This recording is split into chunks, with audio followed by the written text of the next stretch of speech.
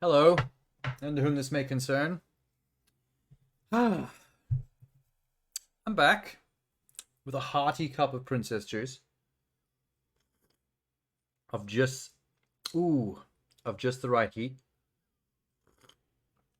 Ain't that tasty? That'll wake you up. Ah, and I need to be a little bit more awake because it's all action o'clock. Because suddenly, Quantum Break, it's back. It disappeared from the store temporarily because they had licensing issues, but it's just been put back up. So I think it's time to jump in and check it out. I love Max Payne. I love Alan Wake. I'm pretty keen to play Control, which I haven't got a chance to yet. So I like everything that Remedy does, as far as I know. Sorry, in the background here, I'm still sipping on the coffee. All this stuff is very action-packed, very cinematic, very high-end cinematic. So, well, maybe not as much as something like Last of Us or, you know, Plague Tale or Uncharted, but, you know, up in that ballpark, part of that genre of gaming. Um, Also, I can't. I just got to point this out. Sean Ashmore as the lead action hero, fairly unheard of. All I know about him is that he was Iceman in X-Men. That's about it. But dude, there's something about him doing the hard cunt pose on an action movie poster that I don't know. It's just kind of funny. I don't know what to say. Like I feel bad saying that, but he's always had this baby faced toddler look. So I guess like doing the badass, you know, walking with a gun thing towards the camera with that brooding scowl that all action heroes do. I don't know if that works for him too much. I mean, he's putting on his best, but he still looks like a baby boy to me. Anyway, let's stop being mean to Sean. Is it Ashmore? It's Sean Ashmore, right? I keep saying the wrong Sean name. There's another Sean that's a more comedic actor. Levy? I think I might be thinking of Levy. Maybe. There's a lot of Seans. Anyway, this is basically supposed to be Alan Wake. No, not Alan Wake. This is basically supposed to be Max Payne, except it's a sci-fi action thing. So rather than the slow motion just being a gameplay mechanic, the slow motion is a part of the plot. It's some science fiction time control mumbo jumbo, but with guns. So we're gonna be shoot, and we're gonna be wibbly wobbly timey wimey, and then also probably more shoot. There's probably gonna be a lot more shoot than wibbly wobbly. We'll see. We'll see how it goes. Anyway, where's me? Hey, I never actually looked at the HUD now that I think about it, so I don't know where to put my little picture in picture. We'll figure it out. From Remedy Entertainment, the masters of cinematic action games like Max Payne and Alan Wake. People always mention the same two games when talking about Remedy. A time-amplified suspense blockbuster, Quantum Break experience is part game, part live-action show where decisions dramatically figure. Okay, this is what I know about Quantum Break. They filmed TV episodes to go along with this, to put in the game as cutscenes. So the cutscenes between each level are like 20 to 30 minute long live action episodes starring Sean Ashmore and Aidan Gillen and everyone else. You know, bunch of Hollywood actors. They paid a lot for this. It's a very expensive game.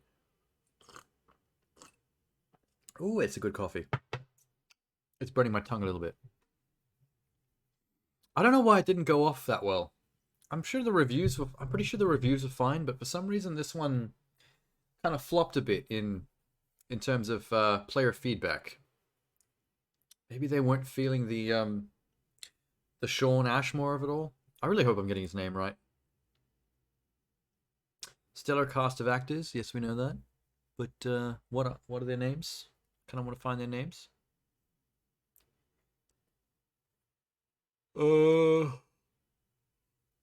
Nope, no names. What is the actual plot? You are Jack Joyce. Oh my god, his name is Jack Joyce. They're doing the Marvel alliteration thing. Fighting the nefarious Monarch Corporation to stop the end of time. Epic moments of destruction, frozen in chaotic time stutters become playgrounds for intense combat. Star-studded cast. So Monarch broke time, and you're trying to shoot it back into shape, basically. All right, what do the people say? Not value for money, and I just paid 99 Australian. It's an Aussie review. AJ. Having a hard time running this game on a high-end PC. Frame rate issues, bad optimization. Well, that's why I'm running it on the Series X, just in case. We'll see. Decent game hindered by UWP, which means... Visual style is great, gameplay mechanics are solid, the story and characters are intriguing, but unfortunately the implementation of UWP is hindering it a lot. What the fuck does UWP stand for? Another game ruined by Microsoft. Windows Store is BS, $99 Australian. Everyone set up a payment in our store to change to... Oh, so it's $59 in the US store, 99 in Australian. I'm guessing that doesn't count currency exchange in that. Otherwise, that person's dumb. Lee, you're dumb. 1 star, Bradley. How do I refund? Game runs awful on a 980 Ti. I'm guessing this game was highly optimized, I mean, for console. As in made for console specifically. And then they just didn't do a good job of making it run on a PC. Yeah. Great game, bad technical port. So it's just struggles on a technical level. That's all. Played through on the Xbox One first, now doing an alt playthrough here. Heard about technical problems, but strangely I have had none. I mean, some of these reviews might have been before it was patched. Yeah, 2016.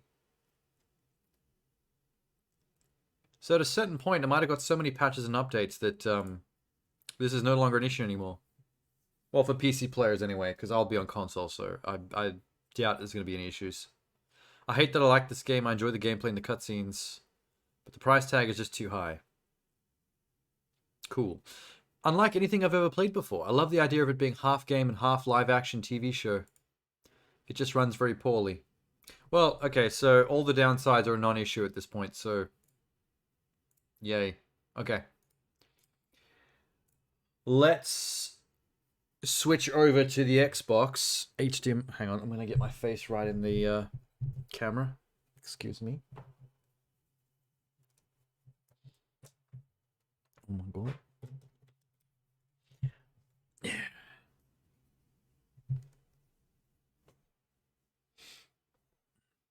Hello? Hey, Jedi Survivor's out. Neat. I haven't played the first one, so not really relevant to me. The fuck? Why isn't the controller working? Oh, hello. We've actually got power. The controller runs out of batteries very quick. Feeling very fresh tonight. I don't know what it is. Good coffee.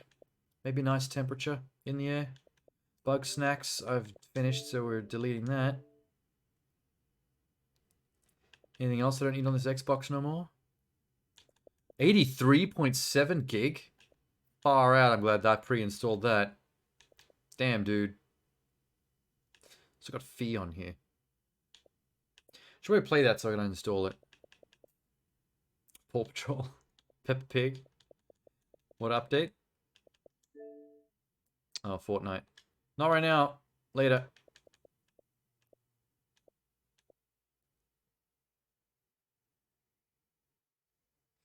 Oh. Hold up. I need to plug my headphones into my controller. Let me go find the little controller dock thing that lets me do that.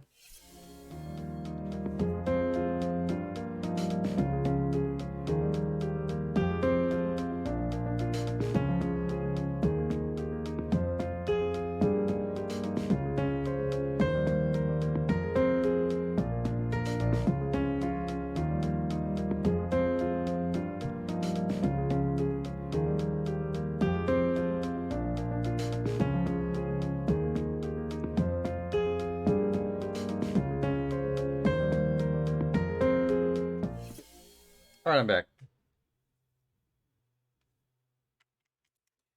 I'm pretty sure having headphones plugged into the controller like this saps the batteries faster. Probably why the charge never lasts that long.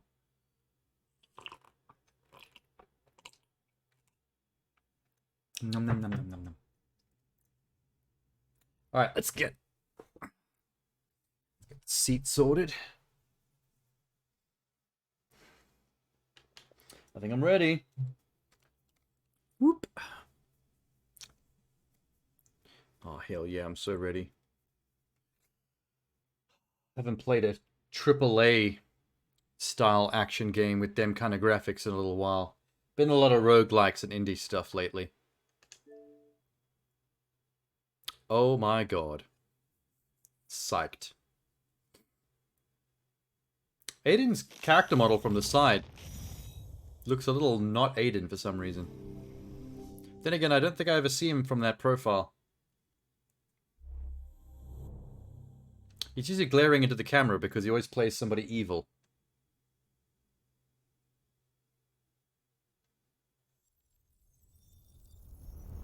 Oh yeah!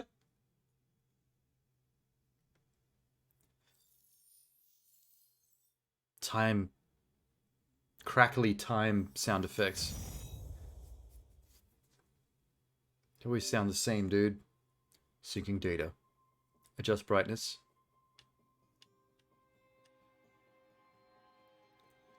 Barely visible. Yeah, that looks fine. I sometimes have to turn things up a notch or two more than usual. Because I have a Elgato key light directly blasting in my face from behind the monitor. So it can be sometimes hard to see things in the dark. Oh, hi. Hey, it's Pippin! Or Merry. I can never remember which hobbit's which. I keep forgetting he's in this. What is downloads? Episode pack. Optional offline episodes. Requires Quantum Break game to be installed to access this content.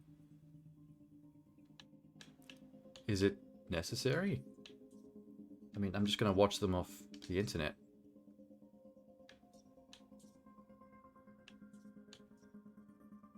Show tutorials, aim sensitivity, aim assist.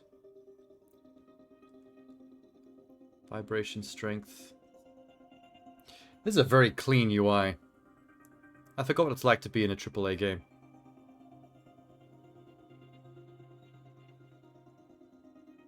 I'm sure they'll teach me all this in the game. Disable copyright music, low dynamic range mode. Guess that's for streamers?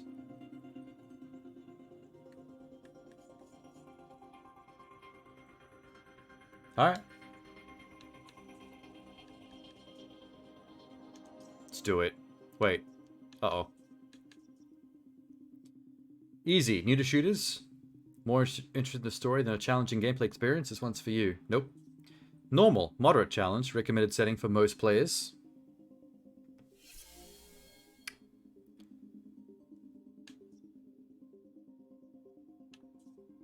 Normal. A moderate challenge. The recommended setting for most players. Okay, yep. Maybe. Hard. The right setting for those who love a challenge. I don't know if I would say I love a challenge, but I am a sucker for one. I feel like if I don't pick hard, the game will be calling me a pussy. You know what? We're going to go hard. We're going to pick hard, and then we're going to go hard. In the paint. Riverport University Experiment. Act 1, Part 1. Search your surroundings for optional content. I totally will be. Optional content is my middle name.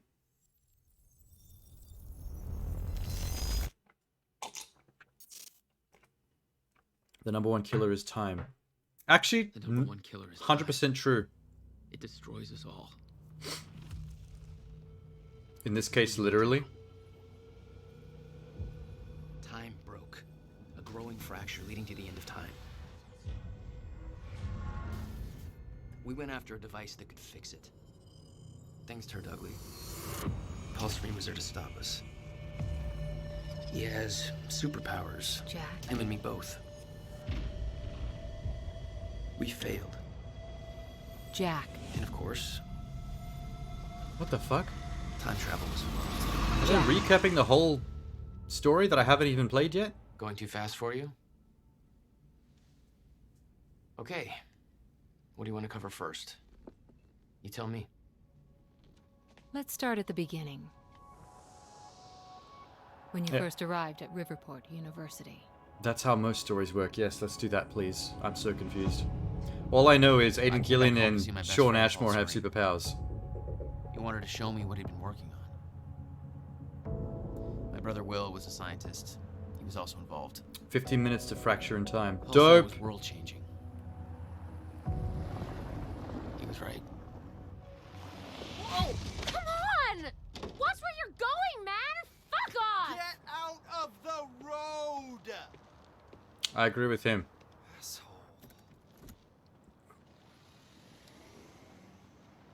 Riverport University. Here we are. Sean has a very round face. I can't get over it. Like, it's a lot of face. Hey, thanks for the ride. No It's the problem. most awkward way to lean into a window. I like his outfit. Like the jacket. I like the jacket. You'd been away for 6 years. Hi. Paul and I had kept in touch, but Yo. Will, not so much. How did it make you feel? I was just happy to see Paul.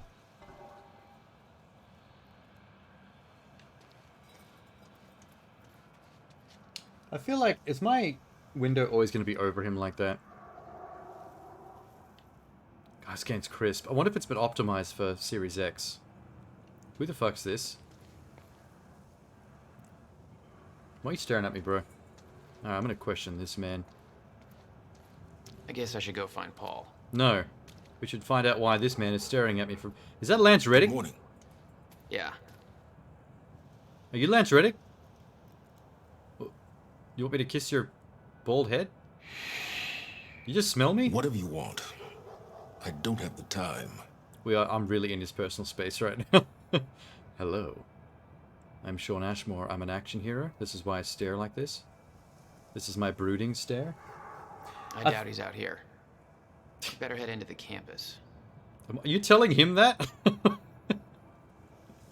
It's so awkward already. Kind of my fault though. I need to see how much detail they put to the environment. Cool. Can I steal a bicycle? License plate. Looks realistic.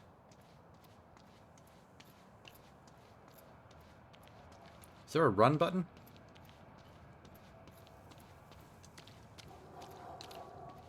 Can't find one.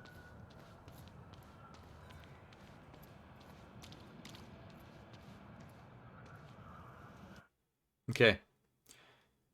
Oh, what's this? Discovered quantum ripples, intel, chronon sources, documents, computers, media. Holy shit.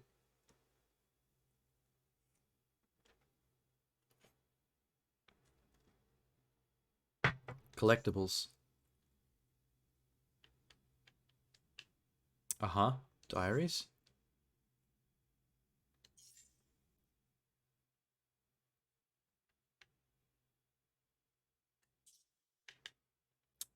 I wonder if that's total collectibles, because that seems like a lot for just one chapter.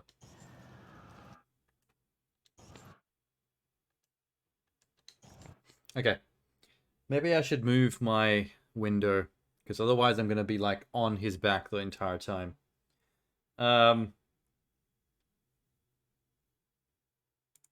Let me have a look at Quantum Break Light.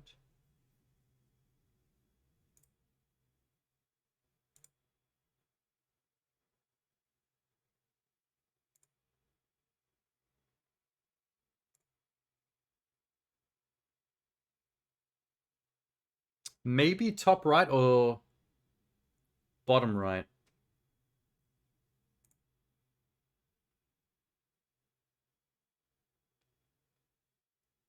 Let's go bottom right. And then I'll move chat to top right. But I'll have to flip myself. Where is the flip?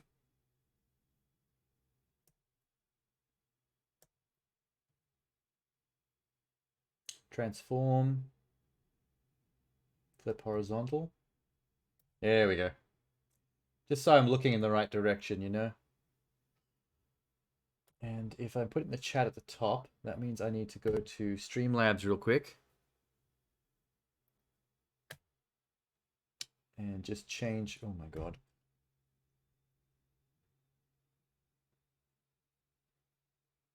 I gotta change the CSS code so that the text appears top down.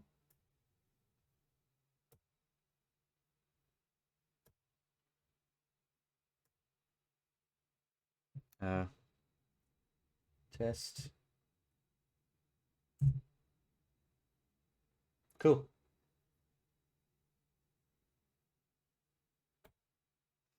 It's good to me.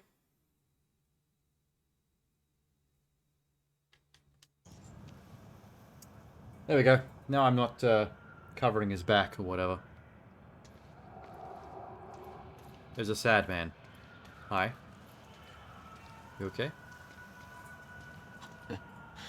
Rough night, huh? It's for, it's just whatever's doesn't even matter anymore. Yeah. Well, this definitely is a university. Drunk 20-somethings on site. Paul told me to meet him at the physics building. Physics building. Wait, you are here? Where the fuck's the physics building?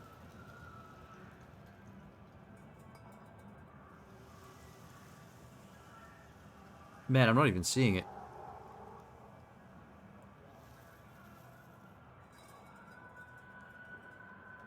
Academics? Meyer Physics Research Center. 11. 10, 11. It's to the right. On the way to the blue building, just below that, the long one. Okay, well I don't have to fuck around across most of the university then. Locate narrative objectives in the objects in the world to immerse yourself deeper in Quantum Break story. Is that what I just did? Riverport University. Oh, this counts as a collectible. Everything that you can look at is basically a collectible.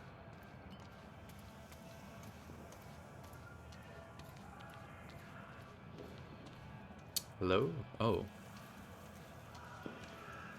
Join the protest. Against what? Monarch problems. Stop Monarch takeover. So all the students already know that Monarch is a problem. Whoa. Jack. You just got to the campus. Where are you? God, it's good to hear your voice. When you hit the courtyard, look right, you'll see this fancy modern physics building with the lights on. I'll meet you inside there. I am so looking forward to this, man. Still haven't told me what this is. I see it. know. See you soon. Why 4 a.m.? Why not wait till morning? Paul had always been a showman. Oh my god. There are drunk students everywhere. Is it meant to be a Friday or Saturday night at 4 a.m.? Does that make sense? What's this? Protest flyer. Monarch wants to tear down the Pride of Riverport, beautiful historic library building.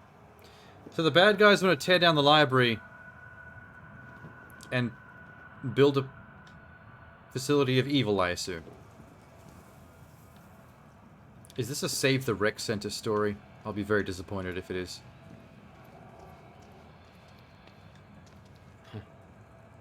That's vaguely ominous. What? I can't make heads or tails what I'm looking at. I don't know why it's supposed to be obvious. Ominous.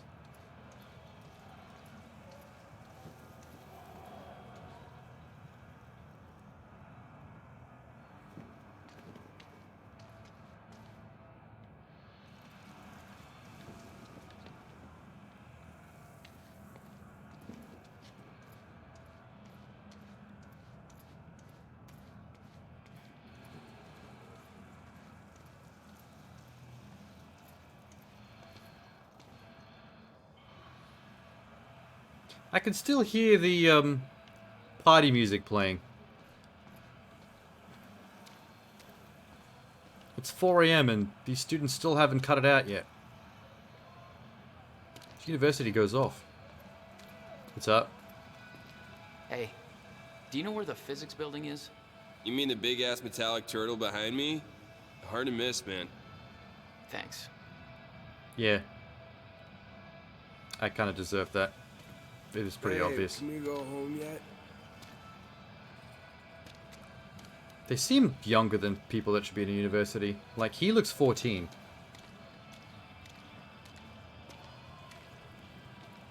Stop Monarch Problems poster. Monarch has been buying out Riverport piece by piece, steamrolling small business and local culture to establish corporate dominance. So they're just a corporation? Additional Monarch-funded university research centers, and they've gone too far. Sick of Monarch Solutions turning our city into a corporate monopoly. Ah, capitalism. This is definitely the kind of thing that university students would be all up in arms about.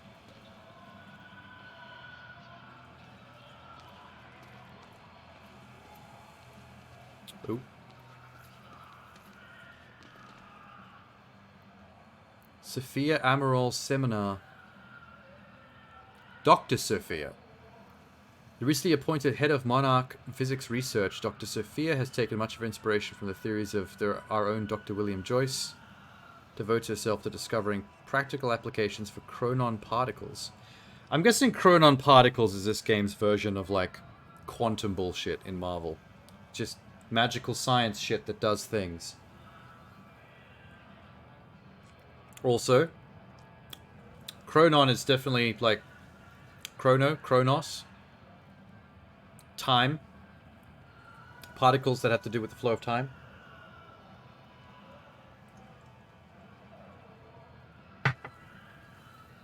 So they've basically discovered time juice.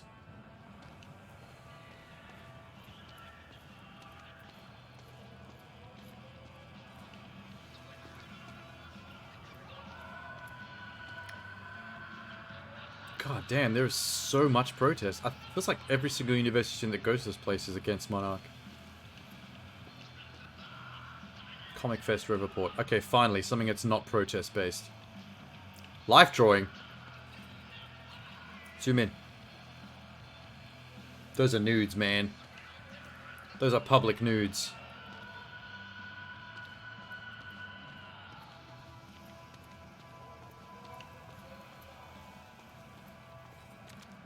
Can I go talk to the drunk guy? Yes. Hey, drunkie. You okay? Some protest. Bruh, your phone is, like, unlocked and on. It's gonna run out of battery. Just step on his phone. I'll get to the physics center eventually.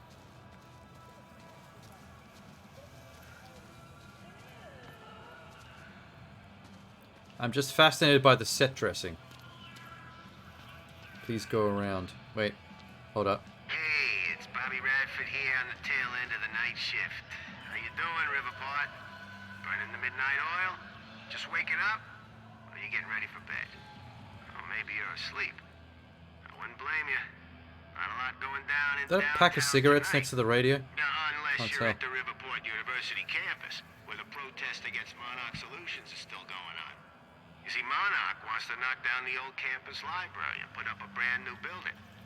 The protesters are saying that building's a part of our heritage, and we don't need Monarch gobbling up yet another bit of Riverport. Ooh, I can see. Personally, I'm with the activists on What this. the fuck is that? I'm sure Monarch's new building would be big and shiny, but well, come on, who gives a shit?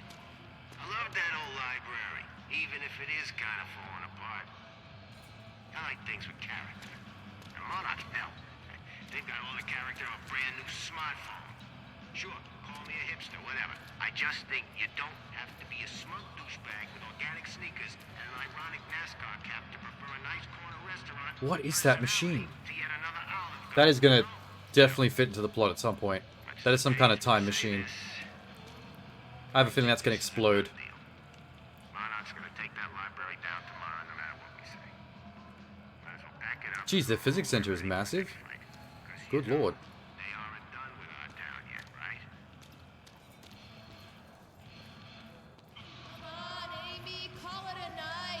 Amy? There's nobody left to convince. Oh, the girl we almost hit with the taxi. Protests seemed like a lost cause. Made me sympathize with the students. Mm-hmm. So he's going to be narrating this whole thing in past tense, like telling the story. Kind of over that conceit. Hello. I was in the taxi that almost killed you. Fraternity, you've done enough damage. We're being shut down. Hey, I come in peace. I'm just meeting a friend nearby. At 4 a.m.? Yeah, tell me about it. Well, we're spreading awareness about Monarch Solutions, so if you want to know how badly they're giving us the shaft, then you could just ask me. I would like to know about the shaft, please. All right, what's going on here? Okay. How would you feel if you knew a corporate monopoly was taking a massive dump all over your personal history? I'd be so mortified. That's quite an opener. Good. Because that beautiful library I like her over there facial is acting. over 100 years old. It's part of the city's heritage. And Monarch Solutions plans to tear it down tomorrow. It's not bad. Want to know why? We've got a chart with all the details. Sure. Give me the chart. Can I... Why are you pulling that face? Go ahead, check out the chart. Where's... Oh, this one. God, that got really awkward. Monarch's tearing down the library to build another research facility. And for what? I bet you're gonna tell me. To push their He didn't corporate even move his agenda. mouth then. I mean, look at those numbers. They're slowly taking over the city and everybody's completely blind to it. There sure are. It doesn't look good. Hey, I gotta meet my friend, but keep fighting this, okay? All right. Enjoy your booty call. Not exactly. I mean, my friend is male, but I guess... I mean, I could be gay. Have we ever had a gay action hero? Actually, now that I think about it, Sean Ashmore has a look about him that would work for a gay action hero. In fact, more so than a straight one. Can we, like, flirt more, maybe? Tell me more about Monarch and the Shaft. No? Your protest sucks, by the way. You just look like a bunch of hippies camping out. There, I said it.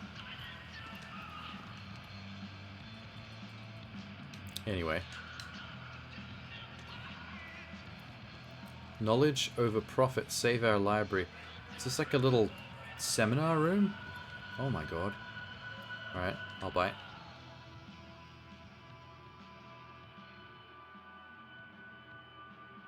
It's not a lake. It's an ocean.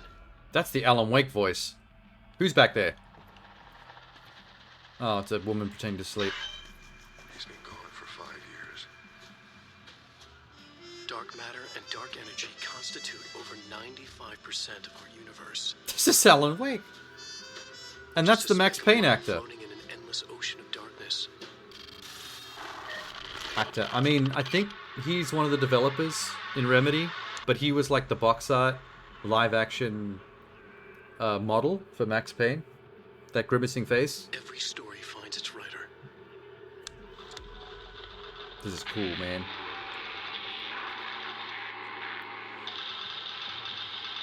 That's Alan. I don't know who Blondie is.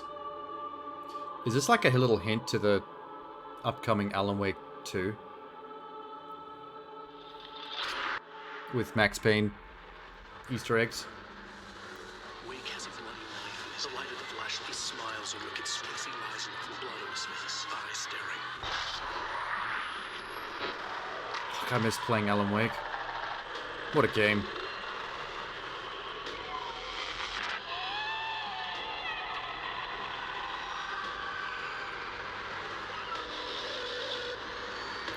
I don't think this is meant to be followed in a narrative sense. I think this is all just a mood piece. Or a film student's short film project. A very good one. All of us have two faces. The one we wear for all to see, and the face that lies beneath in the dark.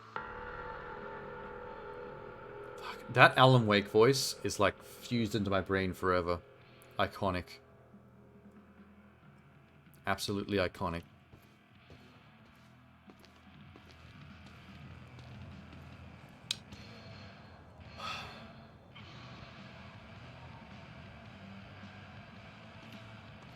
So how do I get... Oh. It's all fenced off. This way. Paul had always been hungry for success. Driven. He made it onto a lot of those top young professionals lists. And now he was coordinating some huge project at the university. Is that Paul? It's a big deal for him. Are you Paul? I can't remember what my best friend looks like. Protest's over. Head home. Not why I'm here, Chief. Holster that safety whistle. Prick. Wait, why are you also dressed like a action hero? Where's your uniform? Excuse me. Come on. I've been in shit enough to smell at security. You sure this is somewhere that you want to be sniffing around? Yeah. Was that supposed to be a threat? This building that's looks like where the adorable. plot happens. Just walk away. This guy thinks he's mad cool. Liam Burke, a Monarch security officer. Our first meeting was cordial compared to him introducing a rifle butt to my head later on. Oh, so this is going to escalate this little relationship. Cool.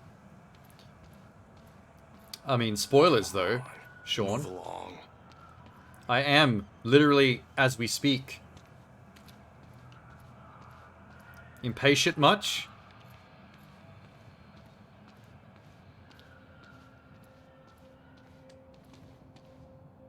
Dr. Kim Memorial Article. Our dear friend and colleague Dr. Henry Kim passed away on Friday, the age of 50. William Joyce and Dr. Elton... William Joyce is mentioned a lot. He might be Aidan Gillen's character.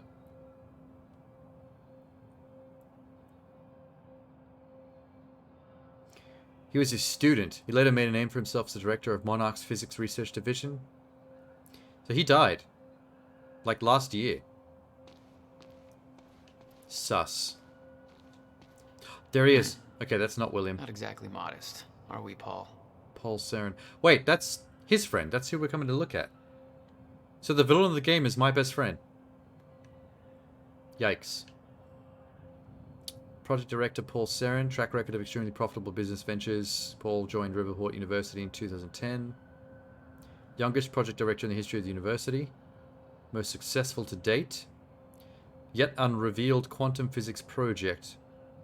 Referred to as Project Promenade. I'm guessing that's the time control shit. That's about to fracture space-time. In his own words, I'm not a scientist myself. It may come as a surprise to many that I fought to obtain a position as a project director development here at university. My dream came true. Growing up, my best friend was the brother of renowned quantum physicist William Joyce. That must be me. I'm his best friend. Okay, cool. Revolutionary Science Project Promenade. Paul's favorite sports team is the Riverport Rexes. You can see him front row at every game. I bet it's water polo. It looks like the type. Anything else? Are me and Paul the only ones here? Oh, the sun's even coming up in the background. I have a feeling we're going to be the only ones at this physics lab at this time of night. Maybe that's why me, Sean Ashmore, and Aidan Gillen are the only ones to get time control powers. Because we're the only ones in the physics lab when the fracture goes off. You made a long trip just to see a research project? Well, reading between the lines, Paul was under a lot of pressure. He needed a friend. I wanted to help him any way I could. Son of a bitch. Jack Joyce. In the flesh. The Wow. esteemed Mr. Paul Serene. He looks younger than I'm used to seeing Aidan. Welcome home. Or maybe they couldn't model all his facial wrinkles. 6 years. And I was starting to think you'd never come back. Yeah, me too. Come on. I'm pretty sure that Stone Crow t-shirt is that heavy metal band that you see in Alan Wake. This way. We're going upstairs to the project lab. How was the flight? Hang on. First class. Thank you for that. It's a step up from our van trip to Utah. I missed that van. I'm guessing that Will's not meeting us. He doesn't know we're here. I knew Paul had asked my brother Will to consult on his project. Will was all the family I had, but he was difficult. Whoa, this reception desk is cool. Postmodern, Art Nouveau. Wait, there's a... I can actually fuck with it. Yes. incident? Jesus, Will. What'd you do this time? William Joyce Clarence. Oh, is the Hobbit actor. He's his brother in the game. Got confirmation from a supervisor that William Joyce's security clearance needs to be revoked. Termination scheduled for 4:20 a.m. No idea what exact time. You think you got enough space here? Can you not talk over? Well, you know, God damn it. business types need somewhere to practice our putting. I'm trying to read the extra content.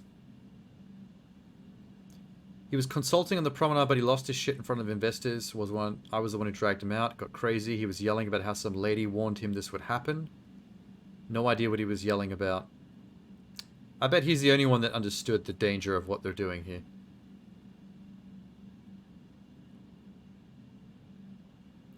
Heard this guy stole some video game from the break lounge or something. Maybe not somebody we want running around anyway. I promise, what I'm about to show you is far more exciting than the lobby. Yeah, That will be for me to decide. I'm just checking shit out.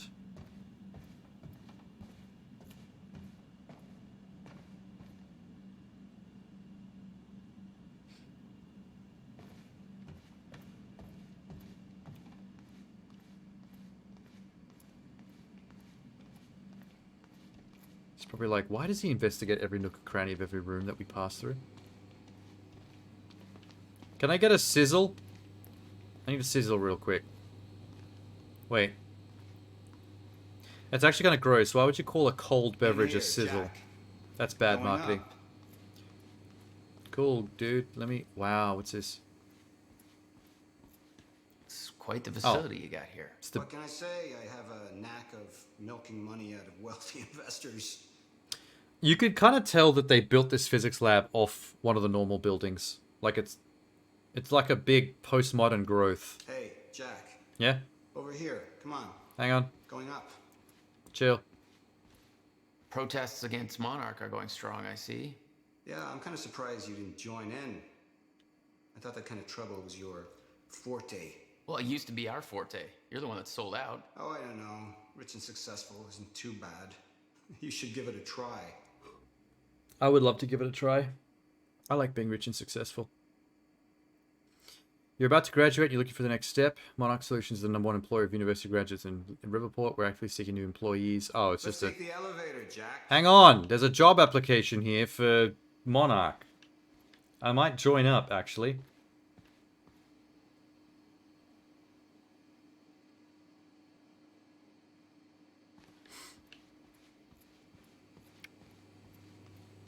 You're the one pitching rich and successful. You coming? There's more to this than you're letting on. Oh fuck. Is it about my brother? Hang on. Still worry about him, huh? Hey. If Will did something wrong, then... Jack, man. Look, I've been tight-lipped about this for a reason. This project we've been working on is going to change the entire world. Why do I smell one of your long-winded presentations on the horizon? That didn't take long. I would never. Oh, Whoa. look. A perfectly placed presentation to illustrate the project. Now, who put that there? Ah, do you want me to... Oh, shocking. Do you want me to watch Okay. your... Okay. Enough joking. The lab's this way, Jack. Come on. You know what? I'm going to take you up on the offer to sit and watch this, since you thought I wouldn't do it. That's really going to annoy him. We'll get to your lab. I want to see your presentation. I know you love this stuff. Come on, man. Dazzle me. I'm ready. Well, if you insist. Progress. Our primary drive as a species. Over time, we have cured life-threatening illnesses. Explore the world. Oh, good. Going into marketing spiel mode. Don't ruin my flow. There is one element which denies us true progress. Time itself. Now, I'm not a scientist, but here's how it's been explained to me. We've known that, in theory, a rotating black hole creates a deformation in space-time, potentially allowing travel through both space and time. Oh my god. Years ago, William Joyce He ain't no Neil deGrasse Your Tyson. brother. He needs to dumb it down a little bit. posited the existence of chronon particles. Hey, there's my brother. Now known as Meyer-Joyce particles, which fill Pippin. an all-encompassing field. Or Mary, whichever enabling one the that is. constant and steady progression of time. Here at Project Promenade, we have combined both these theories to discover a way to manipulate that field. This The seems very results are dangerous. staggering. There's more, but that's enough of a primer for now. It didn't really tell me anything, did it? All you really just Alright, told me was let's it do was this. you did something with time. So this is about Which I knew when I quantum came here. physics. Paul, you know my brother spent years stuck down that rabbit hole. Is that why you brought Will on as a consultant? When Dr. Kim Whoa. passed away, your brother was the obvious choice to bring in to replace him. Oh, that's the Riverport Rexes. They're a football team. I fucking love the mascot. I can't believe no football team in real life has a T-Rex mascot. Oh, there's... Here, Jack. Can you This just... is what I've been working on. Shush. There's Monarch. You can see their building from here. No wonder they're trying to buy up the university. Their facilities are right there in the middle of town. What's this? The city had changed. Paul changed. Didn't feel right being back. It was your hometown. In 6 years, you never felt any desire to return? There was always more keeping me away.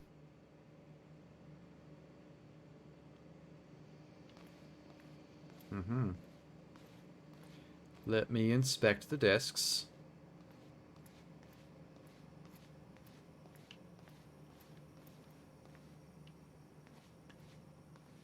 Ooh, scientific. Much engineering.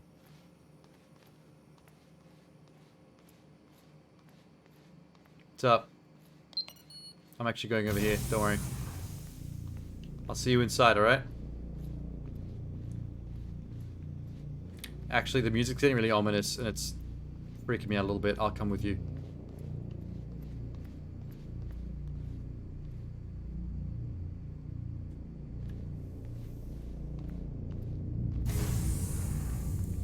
Ooh, it's creepy in here. Welcome to Project Promenade. I can't see it. 5 minutes before fracture in time. Wow, that is unsettling. Oh, shit. You guys must have some budget. What is all this? Hey, Paul. The future, Jack. I don't You're kn- looking at the biggest discovery of our time. It looks It's cool. impressive, but It looks Will's like a the nuclear scientist. bomb. What do you need me for? There's a reason we're doing this at 4 a.m., Jack. I need someone I can trust. I need you to help me convince Will. Yeah, I had a hunch. I don't know if you saw that pop up on the bottom left, Paul, but apparently we're 5 minutes away from a fracture in time, so whatever you're about to do, maybe we shouldn't do it. When your brother found out the scope of Like what we spoilers? were building here, he... well, you know Will. Yeah. It really does look like a bomb.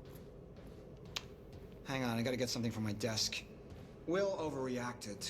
Scared off the investors, ranting about miscalculations, dangers, all with no evidence. It works. I don't know, that's stressful, They're dude. gonna cut our funding if I don't prove it. What's this? You always did drag me to these situations. Me drag you. One word. Utah. Haha. Alright. Touché.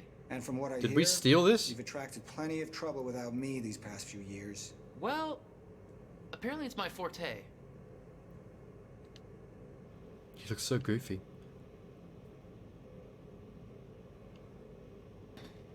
Oh, wait. Something else. I see the concept of personal space is still foreign to you. Hey, somebody's got to keep tabs on you. We absolutely cannot afford to lose momentum at this point. If we put Project Promenade on hold, we'll lose the Cronin specialist on staff overnight. Monarch is paying double wages that we are. It would be absolutely... Oh, so Monarch is trying to find... is doing the same research that they're doing here at the university. On the Cronin time particle shit. Jack, come on. And my brother William is Also a genius, but paranoid and has mental instabilities. I have a feeling that he's the only one that understood exactly what this machine's going to do, and he tried to not be a part of it or stop them from doing it. And we're about to, like a couple of dickheads, test it on ourselves in the middle of the night where no one can stop us. I'm surprised Jack, Iceman over here hasn't figured that out for himself. Asking for our help is not easy for me. I am in deep trouble. You see, the tests I have to run here are not strictly speaking legal. You're the only one I can trust to help me with this. Whatever Will did, I want to make it right. I love my older brother, but he didn't make it easy. It's already essentially set up. Anyone can do it, but you're the one I want to do this with. Okay. Jack, thank you. I feel like I could count on you. I feel like that's because you think I'm expendable or something. What's this? Coming home. I'll pack my things and head to the airport. Whatever this is about, just make sure Will doesn't know I'm coming home. Not the baggage I need to unpack right now. Oh, this is the email that made me come here at 4 in the morning.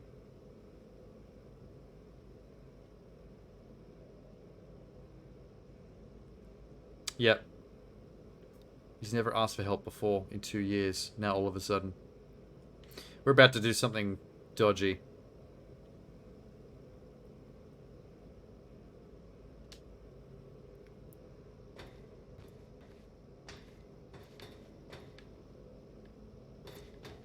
I guess we have to get inside this machine? Oh my god. Ooh. So, what's this? Corridor schematics. Oh wow. Jinx. To a forward progression in time, counterclockwise, travel backwards. Oh, it's like you invented a clock. Yes, years ahead of our time. So you built a time machine. Dope.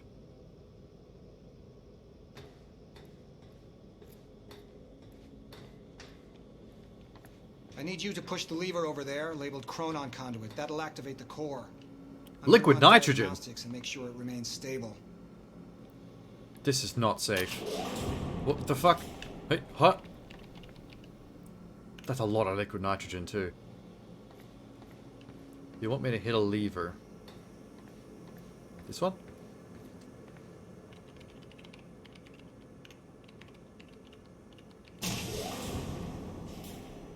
Press this to activate core. Alright. Don't mind if I do. Quantum Break is starting to give me some serious Half-Life vibes right now. Conduit initiating. This thing is not safe looking. Are you sure it's supposed to do that? Here we go. Holy shit. What was that?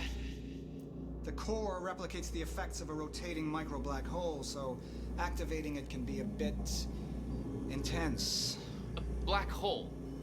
Yeah, dude, what the fuck? What exactly are we testing here? You're about to find out. This way. We've got to raise the corridor. Red flags should really be, you know, like old times, eh? popping in Iceman's head right now. Like, this is some Hadron Collider shit right now. You're making black holes. This could eat the planet. / universe. I'd raised some hell with Paul in the past. I could tell this was different. Still, I didn't understand how massive and far-reaching the consequences for this would be.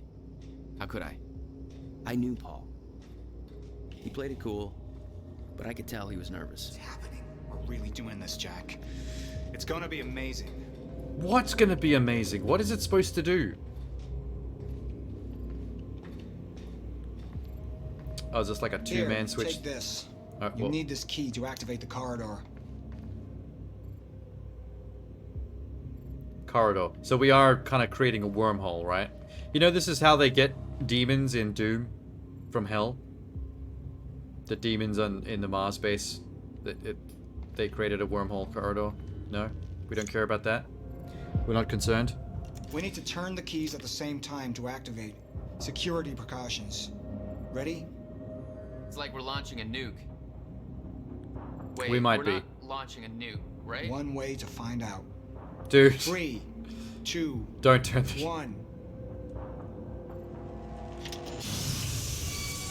I wouldn't have done it. God damn. Not after what he just said.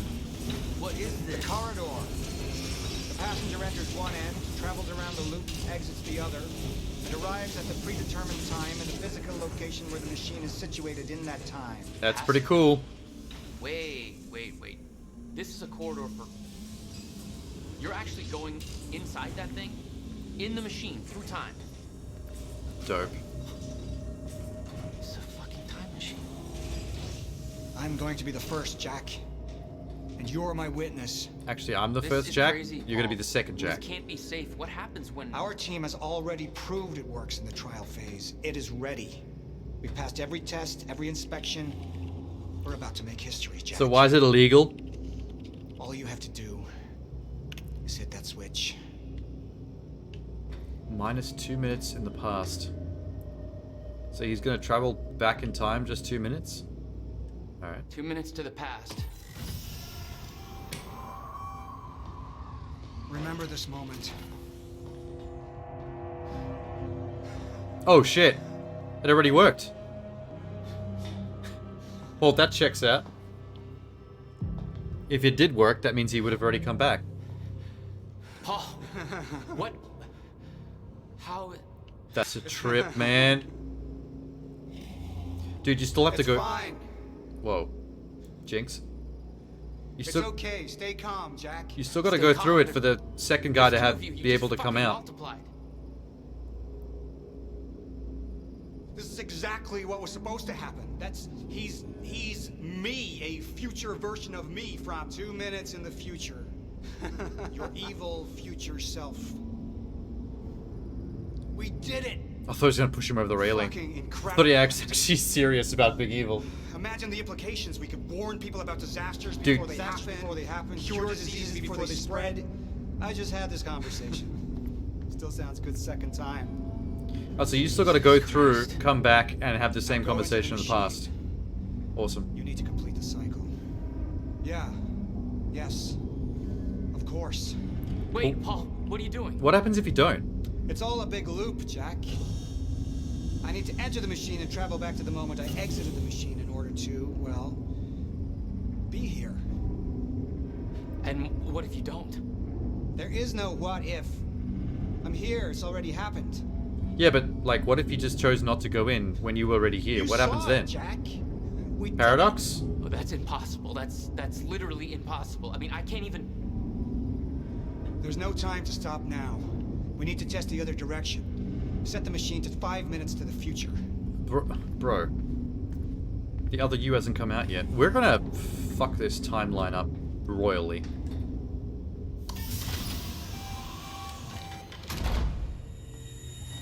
Like, maybe we should slow down here. Like, that What are black... you doing? Oh my god. Oh no. Will? You have to help me with this. It's a We have to hobbit. Shut this thing down now. No, stop him! Shut up! Hold Damage on. the core! Hold on. We can't shut it down. Paul's still in there. Shut up! Look Shut at me. up! Look at me. Yo, your Put the brother's gun losing down his and mind, we can man. talk, okay? No, there's no time. You're not thinking straight. Put the gun down. Jesus Christ, Will. Time is going to end. Jack, you have to trust me. I mean, he's probably right, but he doesn't have to be a nutcase about it.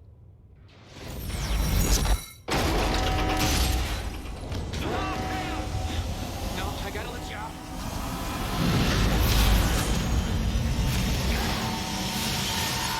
There we go. X-Men time. Oh God! Oh no! No!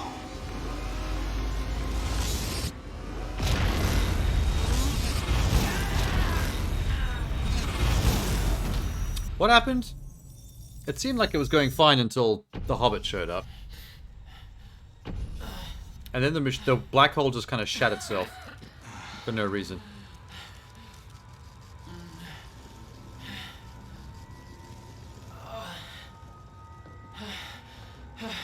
You okay? I think so. I'll find a way out. Make sure Will's okay. Yeah. Okay. I think time is already broken. I could hear Will's words in my head. Whoa. Time is going to end. Oh, this is it. This is the fracture in time. Neat. This shouldn't be happening. What the fuck is The this? numbers were stable. It should have worked, Jack. It should have worked. You know, we've both probably got time cancer right now. Probably all kinds of weird radiation in the air. What the Oh, okay. Everything is actually frozen mid-explosion. Is this really happening? Cool. There's the tablet. Ow. I just popped my face in some glass. Not a good idea. What the hell? There's my bro. This is crazy. You okay? Well.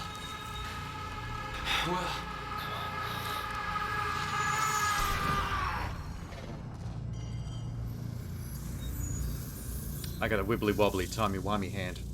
Jack. Hey, Will. No, stay. Huh?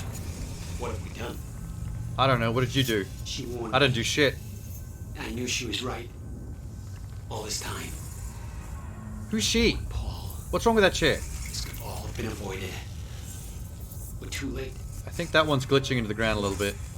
That's not time. That's actual video game glitch. Should we be standing here because something's exploding through the glass at us? Help me. We gotta get Paul.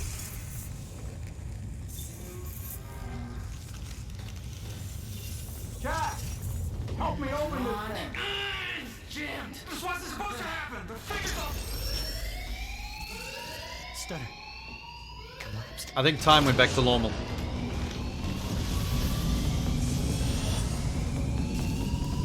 Where the fuck did they come from?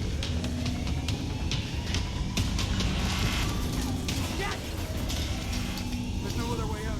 I'm going through the machine. Paul, wait. No! Jack! This way! Jack! Jack! Well, where's the... Okay, well, he's probably going into the future. I suppose I'll see him later.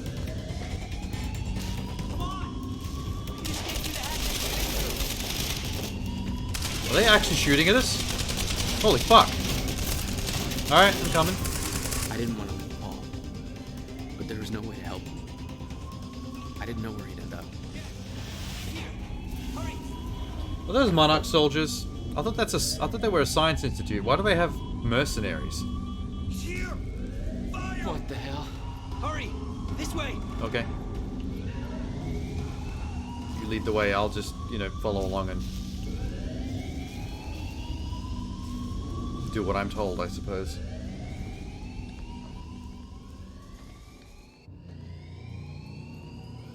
Jack, your hands. Yeah, they're all wibbly wobbly. Gotta keep moving. I could do time shit.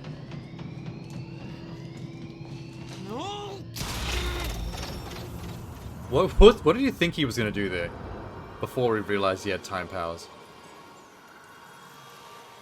Sweet.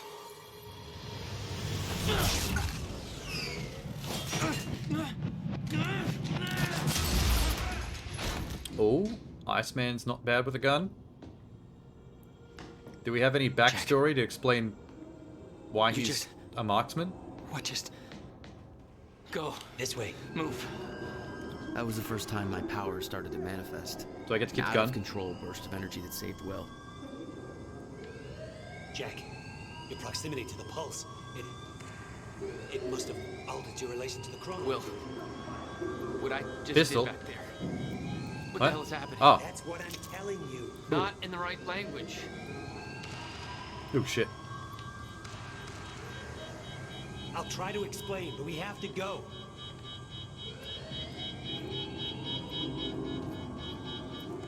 I'm coming. Explosion. Why is everything so bad. ominously cinematically lit? It's fucking broken. The time egg is fucked. It's like hell is down there. Why is there an egg in this? Why is there a hell pit?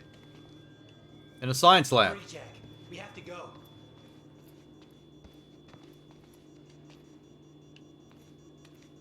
There's a fracture in time.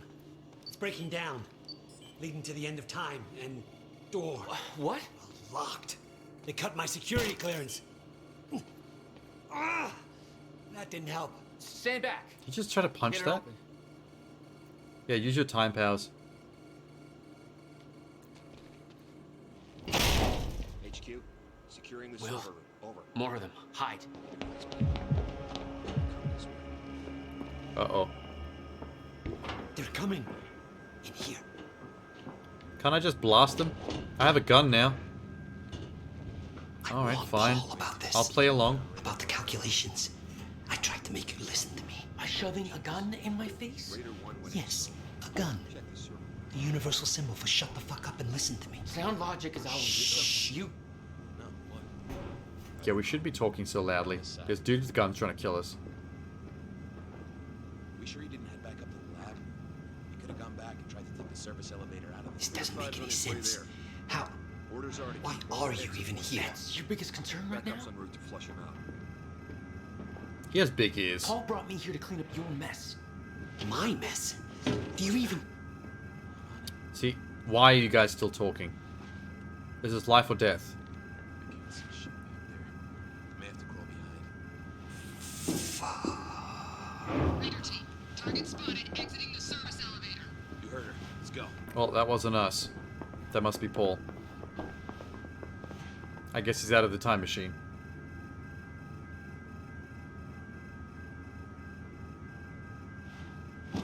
You have no context for any of this, Jack. You weren't here. A lot happens in 6 years. This is bigger than us. Can't make it personal. They're trying to kill us, Will. It's pretty goddamn personal. Listen, getting you involved is the last thing I wanted. I'm sorry. Right. And now? Oh. Took him a while to think to move the fucking ladder. Not the brightest tool in the shed. He's also a little bit sketchy. I could use a coffee. What's going on? What's going on? Neat.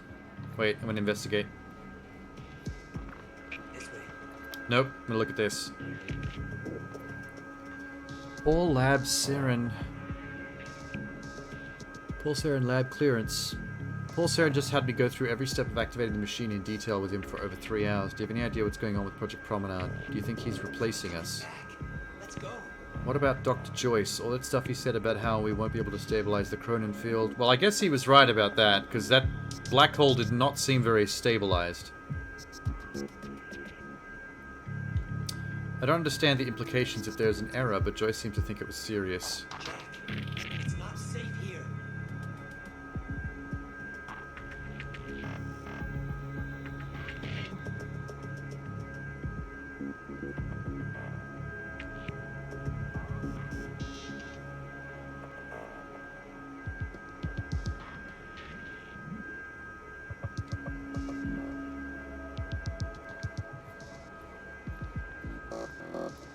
Where did he go? Entering time is only gonna get worse. We have to stop this before it's too late. How? First, we have to get to my car. Uh-oh. That looks like the Monarch symbol. It's the goddamn paramilitary outfit. Oh, Jesus. We're the target. Oh, well, that's not good. What's their chopper waiting for? Pick up. I saw that guy earlier. Like he's part of this. Oh, that Maybe dude. leading it. Mr. Wish.com action hero that was mean to me at the front. What the fuck was that? Bro, did you just break some glass? You're better at the door thing. What door thing? Kicking it down? I am good at that. Oh, hi. Target's armed. Opening That guy's a terrible shot. Oh, do I finally get to shoot somebody? Yeah, I noticed. Oh, headshot! That was my first bullet ever fired, and it was a good one. Will, stay down. Headshot. God damn it.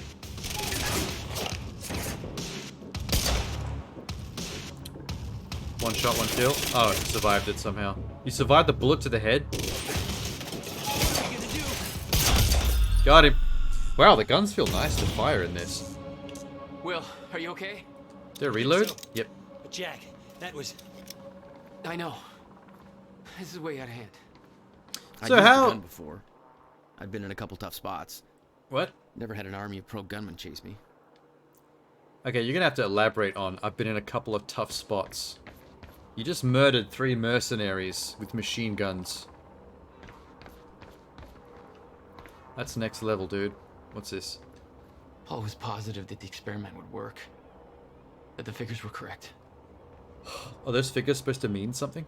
I think Because that's the mumbo specialists were jumbo. a bunch of goddamn idiots. Their formulas were missing these variables entirely. You're seriously making corrections right now? Well, if they made them in the first place, we wouldn't be here. You just initiated a get outta quantum ripple. Watch the next episode of the show to see the consequence of your action. Oh, cool. Oh, so the live-action TV show parts are going to change depending on quantum ripple stuff that I do. That's cool.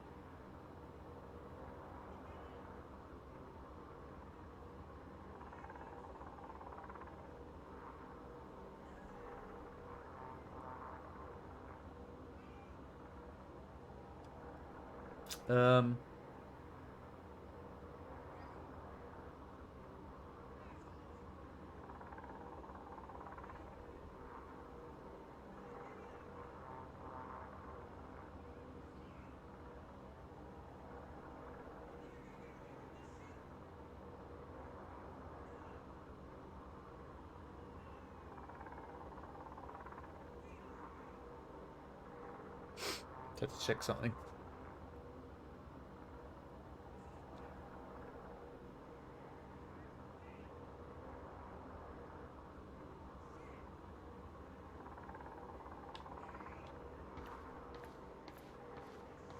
So can I pull the gun at... Oh, I can. Sweet. Doesn't seem to care if I point it directly at his face. Wow, you're kind of short. And weirdly proportioned. For a adult male. Not good. Yeah, I shouldn't be It's not pointing good. guns at my friends. There's the elevator to the lobby. Poor trigger discipline. What? It's coming down. Hide. Oh, fuck. Come on, come on, come on, come on. You can do this. You can do this. Where is everybody? I don't like it. You heard the gunfire. Something's gone wrong. The other door. Oh, shit. Watch out. Monarch? Why the hell is Monarch firing at us? I don't know, dude.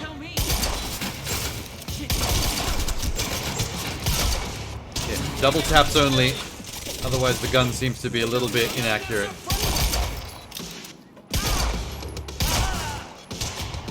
Who's left?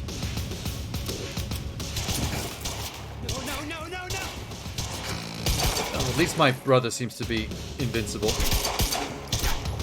Fuck.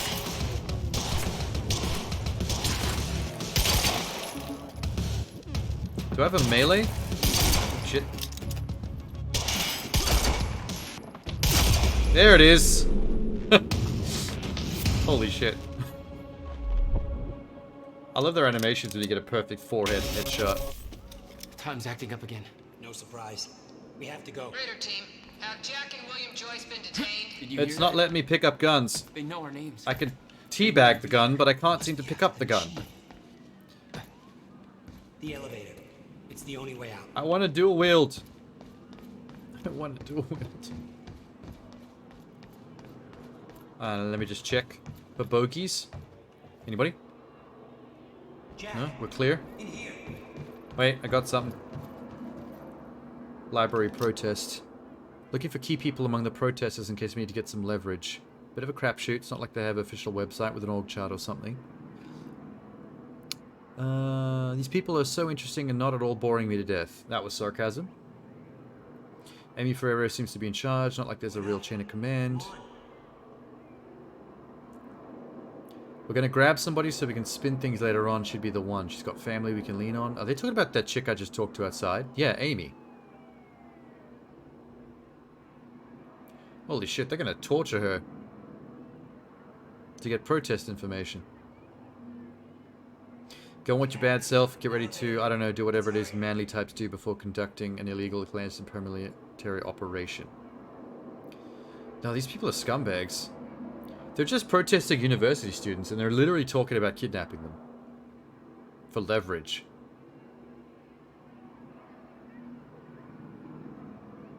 Yeah, they've got a whole plan for the protest. Wow.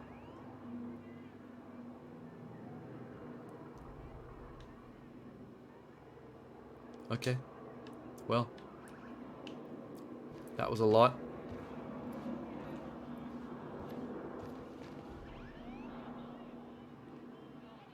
Where did my brother go? Ah, hello. Another gun. Can you take one of these guns maybe and help me out? We can't go to your car. Monarch could be expecting that. We have to, Jack. It's important. Jack. To fix the fracture. We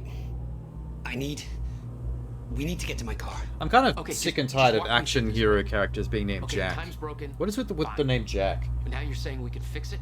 In theory, I built something for such an event years ago. But finding the countermeasure won't be easy. The countermeasure? Tell me more of the countermeasure. Whoa, what? Okay. What happened? Maybe the door's still open. What do you mean, what happened? Why are you asking me? You work here. I'm just visiting. Are those my bullet holes when I shot at the... I think they went right through them and into the lift. Let me fix this. They did this. Didn't... Alright, that's not good.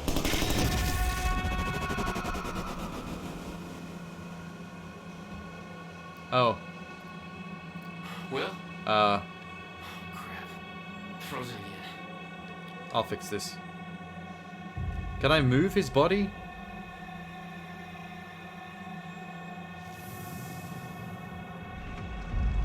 I think I can untime freeze him. Somehow I can focus and unfreeze Will. Even if the world was still frozen. There you go. He seems to be taking this very well. Right. About the fracture. About all of this. Whoa. I wonder if I can walk into bullets while they're frozen and still get hurt by them. There's a lot of them. Is that Lance Reddick? Is he the G-Man of this series? There's a lot of Half-Life similarities. Like more than one. Can I have this? We don't want to be here when the stutter collapses. Thanks, dude. Oh, there's a... I almost walked right into that bullet. Can I have his gun as well? Nice. Now all they have is muzzle flashes. Swap weapons. Trying. Hang on. University operation to Monarch Prowler Squad. Going to be working in conjunction with Prowler Squad for the duration of the operation. Martin Hatch assures me you already know your roles. We don't know how long this will last. Let's go. There's no room for error. Bandit Squad. Establish enforce perimeter around University. Extraction Squad and Core. Move civilians beyond viewing distance of extraction operation. Okay. Infiltrate Physics Lab. Block exits. Apprehend Jack and William Joyce. Eliminate if not possible. Jesus Christ. Assist Distraction Squad in removing Core from the time machine.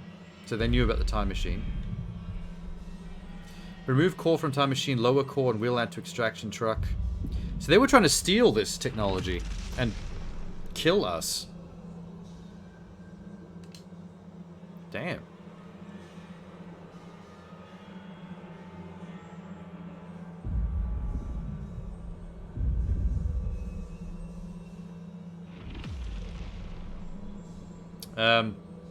Oh.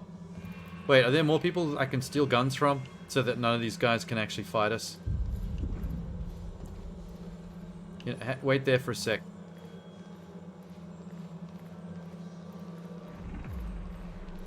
Yep. Give me your gun. And I'll take your gun. And I'll take your gun.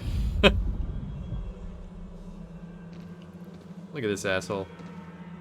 We're gonna... This is a good screen grab. Just glare at him.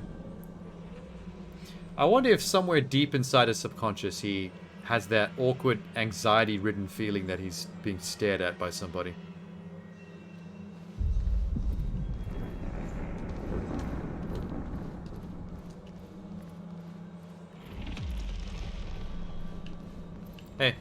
Where's your car? More This gun? way. More gun? More gun? You think they brought enough soldiers just for like 2 random dudes and a scientist? Oh, that guy's getting jacked. Just a regular student. What the fuck? Whoa. Whoa! What? Is that what time looks like when you break it? I don't know why they're trying to stop all these protesters right now. Is that Amy? Come on. I met This this could girl collapse at any moment. on my way here. Let's help her. What are you doing? I'm gonna get her moving. I mean, I don't know why. We don't even know this person, but I think Iceman here just thinking with his She's dick. not freezing. It worked on you. Why isn't it working on the others? Probably because he's my brother. We got the same genes. It may have to do with chronon exposure. Look at them all. It's a goddamn invasion. What are they doing? Why? They're taking everybody, every witness to what they've done. What have they done? Oh, the stealing of the core and the killing of us. So all the university protesters have to be taken as well. Harsh. Is that jackass?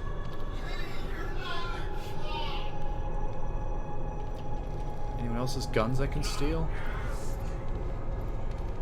Oh, there's a few. We can get to the parking lot through the lecture hall. Cool. I'll meet you there. Let me just steal more guns. So these guys are all completely useless.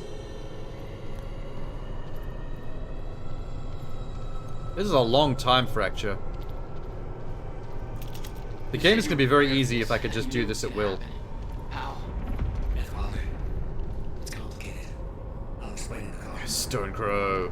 Yeah, buddy.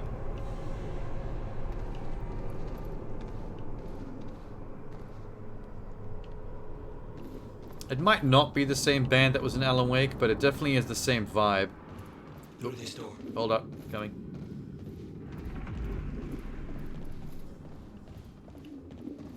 Ah. You should go in first, just in case. What? Just in case I get shot? Fucking coward. Uh-huh. Uh-oh. Time's back on. Whoa, what was that? For now. You glitched out, man. Alan Wake? Oh no, no. My car. They're patrolling the parking lot. Did he murder her? It's... Okay. Okay, Will. Calm down, okay? I'll take care of this. I'll fight my way through. I'll get the car and I'll bring it around. Are you sure you can handle this? I have time control powers, Are you yes. sure you can fix time? No. Then we'll call it even. I'm very intrigued by the fact that someone in this classroom has been trying to solve the plot of Alan Wake. Hero's journey, departure, initiation, return. Oh, so this is like a film theory class where they're talking about the screenplay of Alan Wake. Alan Wake. I love this guy's stuff. Are all these games in the same universe? Because, like... Wait, I need to screenshot this.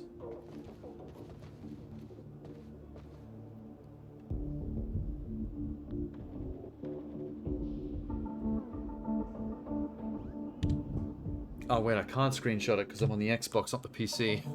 You idiot. Oh well. Actually, I forgot the Xbox has a screenshot button. It is... here. There we go. Screenshot saved. Hopefully I can export that to PC easily. They're very old school lecture hall.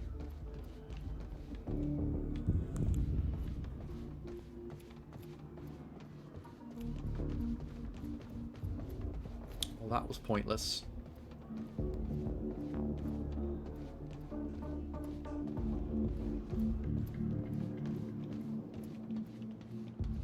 Very classic architecture, damn. Here. Huh? Get the keys. So am I going out there to start like a fucking war? Hey, Jack.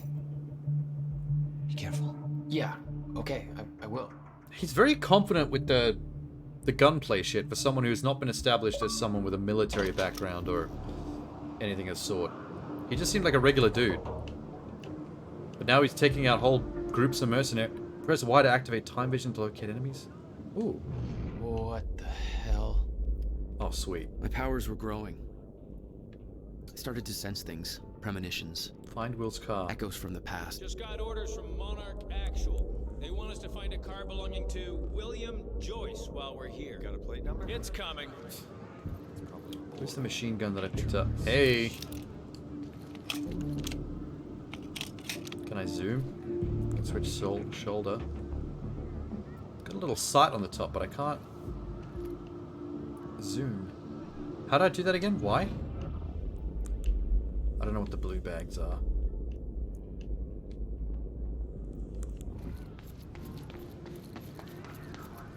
SMG? Is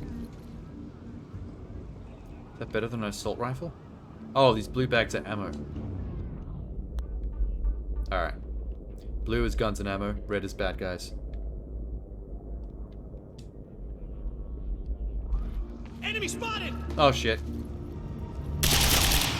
Deal! Who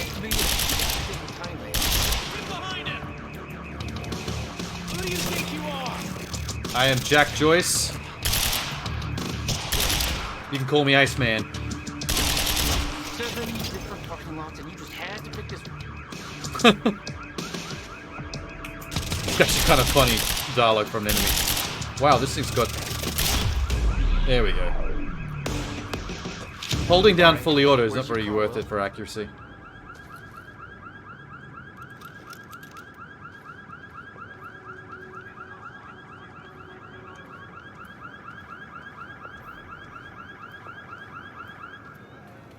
Let's try this SMG.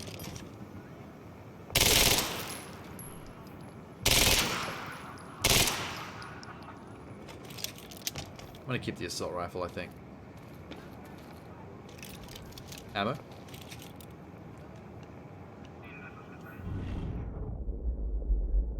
I could see an echo of the past. What? Will, arriving at the university. Oh, that's how it gives me hints. What's this? Handgun ammo. More SMGs. So everyone in the parking lot rocks SMGs.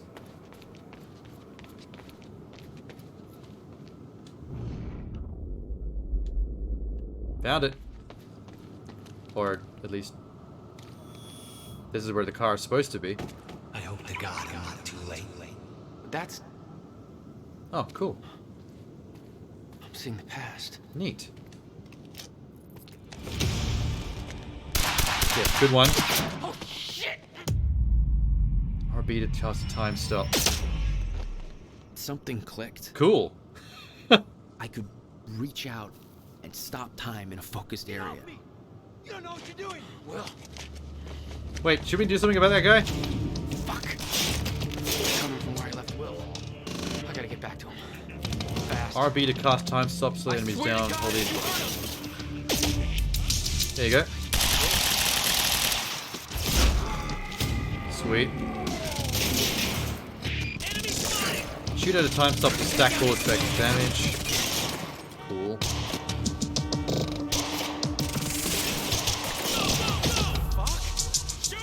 I could do...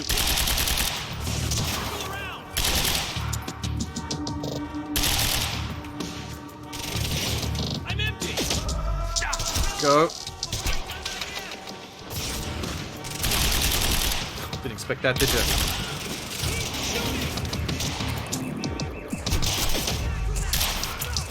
Quick. Oh shit! Oh, they went behind me.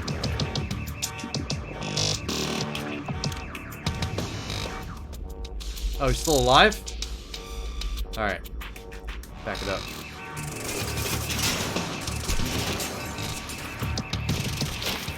I'm going in.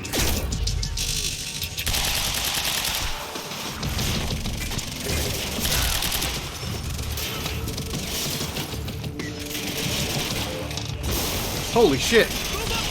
Oh, the cars can explode. Interesting.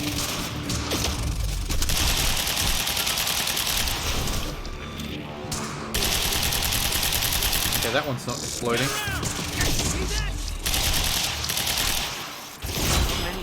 Oh, that's awesome. It's kind of like turns a machine gun into a shotgun by stacking all the bullets. I'm out of ammo. SMG will do.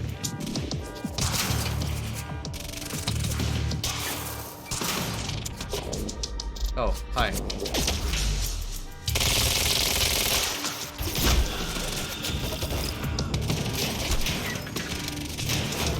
Anyone else hiding anywhere? Just you? Alright. I'll just try and freeze him for a bit. Oh, it got really loud. Better.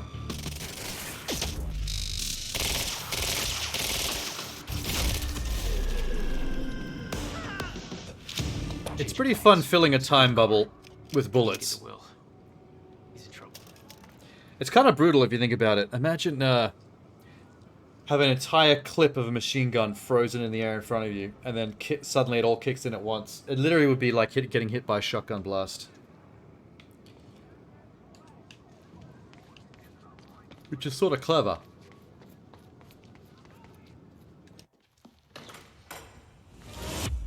Oh shit. Where were you on that one, time boy? You're Jack Joyce. Why is she in love with me? Where's my brother? At first sight? Oh, she's with Monarch. They're taking him to the library. You might still be able to catch them. Why are you helping me? You're with them. It's more complicated than... Look, I don't know if you can make it, but you should hurry. That's the first time you saw Beth Wilder. Yeah, but definitely not the first time she saw me. Will. Seems like she's working on the inside. Will. Hello?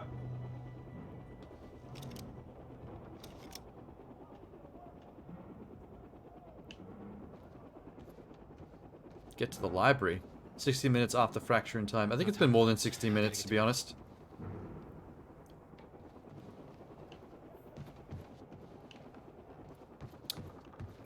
I'm guessing he was watching that fire from out. When you see the time vision blinking, press Y to reveal triggers. Ah.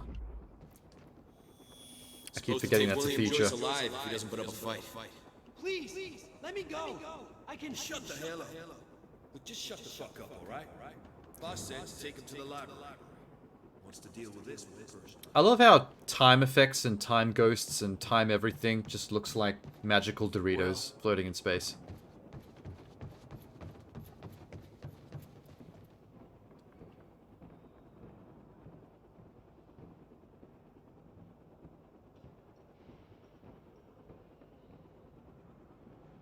He's still alive.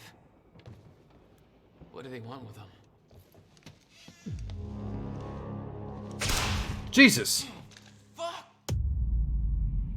Fuck. Oh. What was that? Oh, I've got Quicksilver powers as well. Oh, fuck! Whoa, whoa, whoa, whoa.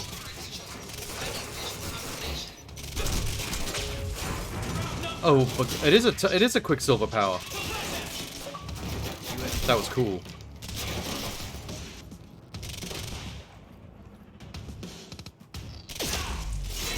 What's up?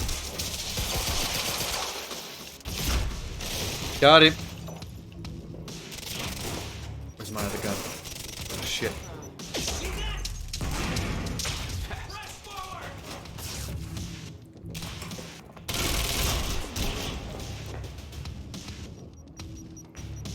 No.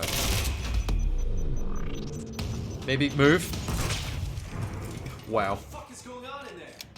That action is what's going on in here? I don't know if sofas can block bullets.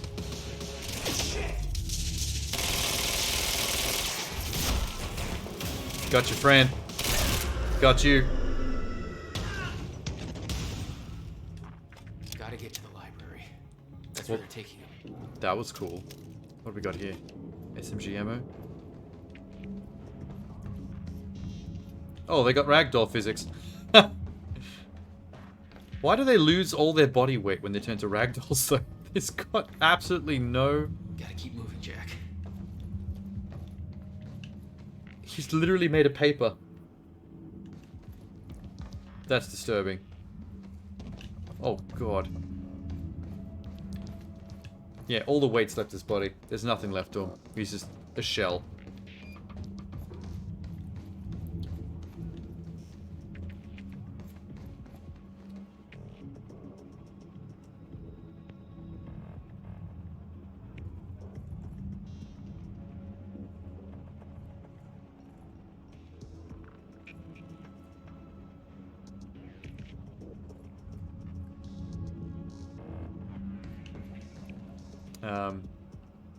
Where are we going?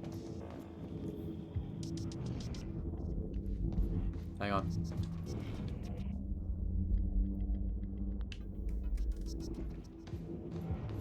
Ah. Don't make sense. Dragging this asshole to the library? Airlift's already initiated. He should be gone by now. The time machine. You taking the time machine? Hey, I said don't talk. Well, they're taking the time machine core. What is that? Oh, that's that glass dome I was looking into earlier. With that machine inside it. Whatever that machine is doing that. I knew that was going to come into it eventually.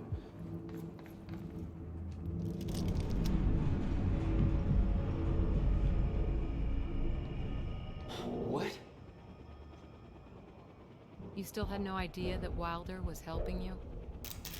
She wasn't the only one. Beth? Yeah, she's definitely some kind of mole within Monarch, I'm guessing. Uh-oh. Lights are out across the whole damn campus. Somebody cut the power. This was supposed to be a quiet operation. We got what we came. Yeah. Let's see the media shitstorm that follows us. Hey, it's all being taken care of. Open fire! Oh, shit!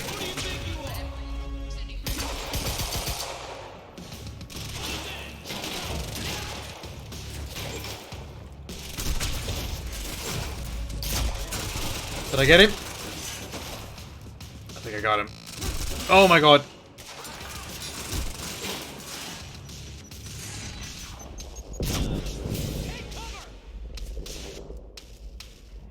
Guys down below.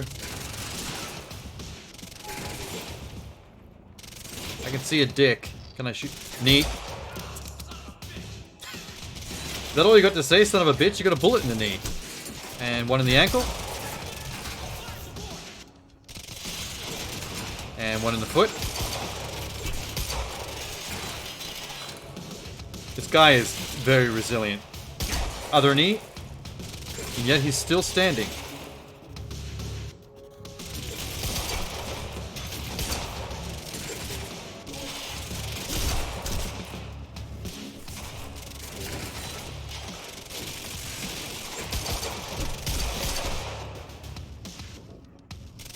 Wow.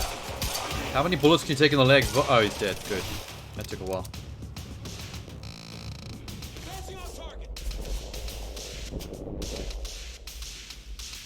Oh, he's coming. He's coming. Here I come. Jesus!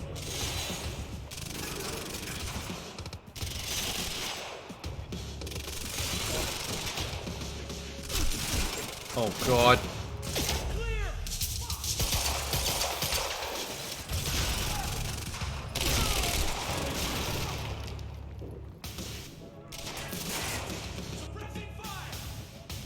Suppressing fire. Suppress this.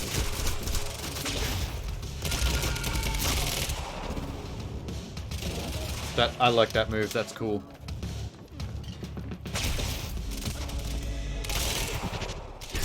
Yep. Get back. Ow. Ow. Okay, I'm alright. If I wait, I'll probably heal. Jump.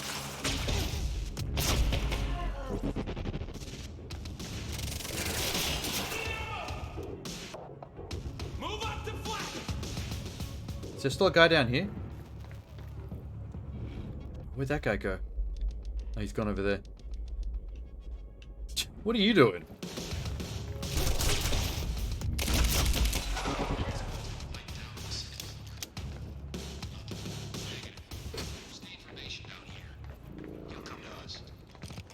Yeah, I will. Man, he is racking up bodies for someone who's probably never killed anybody before. Holy shit! Who is this guy? I would like to know the same thing. Hi. Oh, yes! The Quicksilver time speed thing to a stun to a headshot is really cool. Whoa. Boom.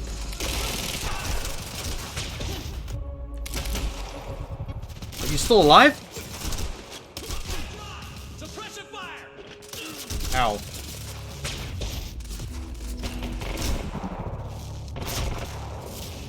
Run. Oh god. That almost hit me. Ah, okay. I get stuck on the environment a little bit sometimes. Where's that going to put me? Oh, really? The checkpoint will be here? Lights are out across the whole damn campus. Somebody cut the power. Oh, here we go. Weapons free!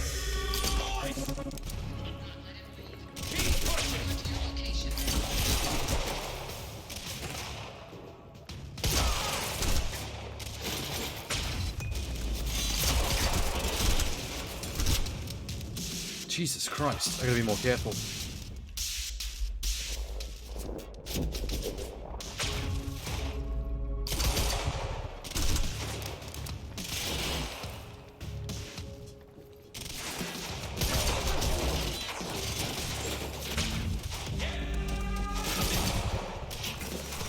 Time to move.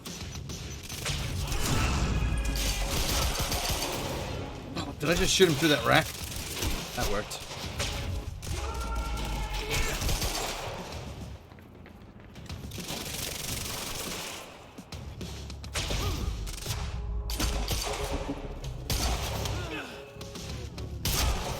Got him.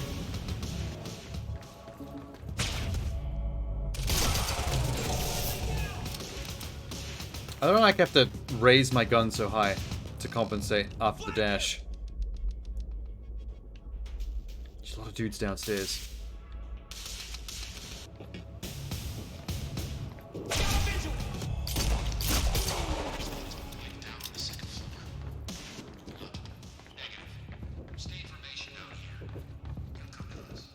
I'm coming. Like you said. Oh shit.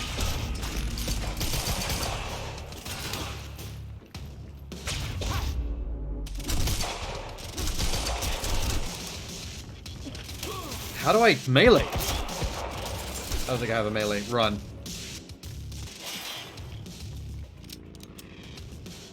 Maybe I should use my machine gun. I've got one for a reason. It's any better than an SMG though.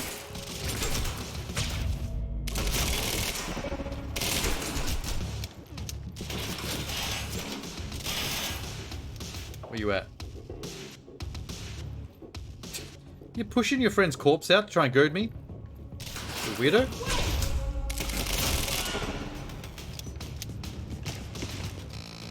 What? Oh, okay. His body was just having a little jitter. Oh, what a shot from across the room. Even locked the mustard over.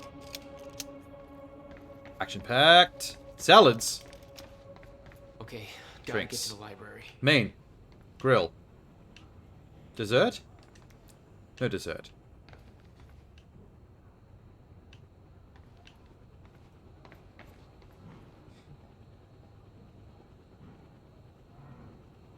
No time to lose. I gotta get to Will.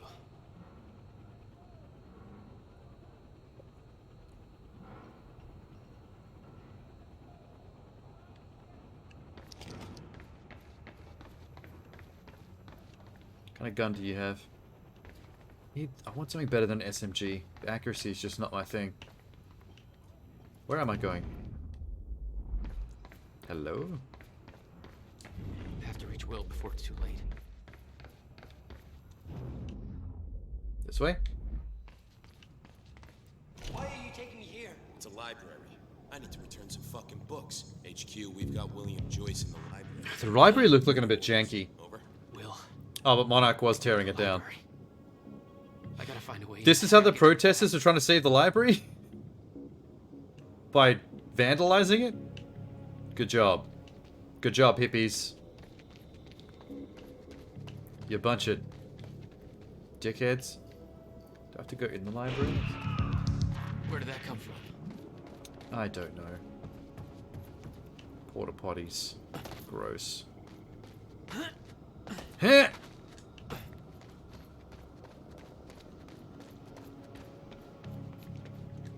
There's gotta be another way in. Oh. That no trespassing sign has a very low-res texture. Disappointingly. Somewhere up the top left. How about we use the bulldozer? Make our own door?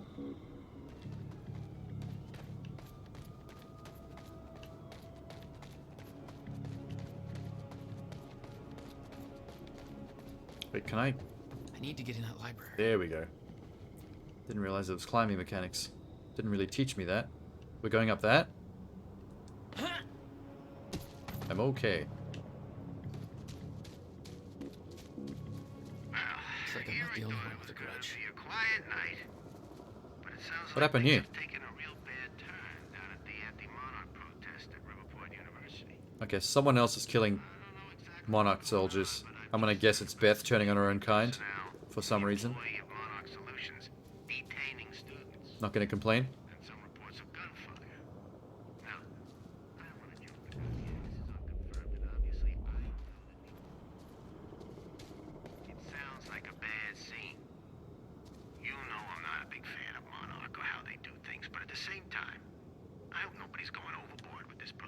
Oh, fuck. It's just a goddamn building, people. It ain't worth anybody getting shot over. Although, if they are shooting people over, that's some heinous bullshit right there. Either way, I got a feeling this is gonna get a whole lot worse before it gets better. Stay safe, people. I don't know why I started dancing to that. Can I lower this? Is there a button? No? I guess I'll just jump to it. Aha. That looks like a way up. Sure is. Come on, I Oh. don't have time for this. What? Okay. Gotta slow that thing down somehow. You mean with wibbly wobbly timey wimey powers? I'm the Time Lord. Oh shit! That was a bit glitchy. Nailed it. I didn't really nail it. That was very, very sketchy. What was that? Okay. Giant bat, maybe?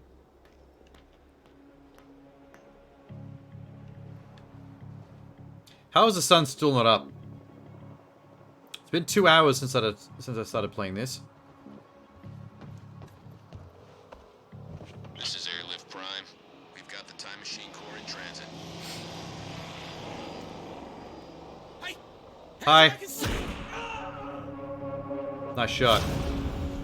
Nice shot, mystery person. Beth? What the hell is going on around here?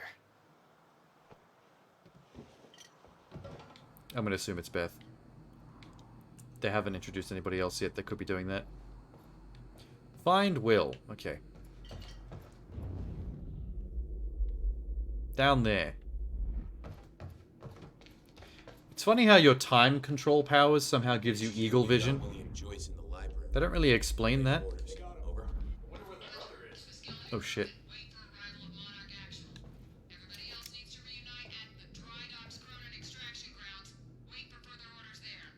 Library is set to blow in 5 minutes.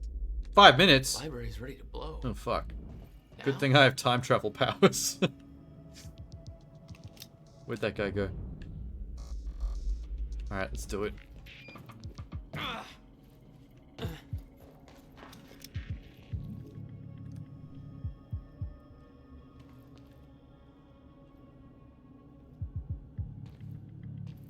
We got contact! Sure do. Surprise, motherfucker. Time slow that. Bye.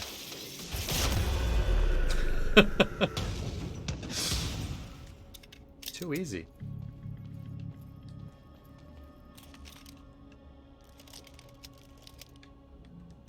Has this got full ammo? Yes. Good. Heavy pistol. Oh, fuck yeah. Wait, what have I got? Regular pistol. What's heavy pistol do? Jesus Christ. Desert Eagle. Well, not really, but it sounds like one. I think it holds less bullets in the chamber, though, than the regular pistol.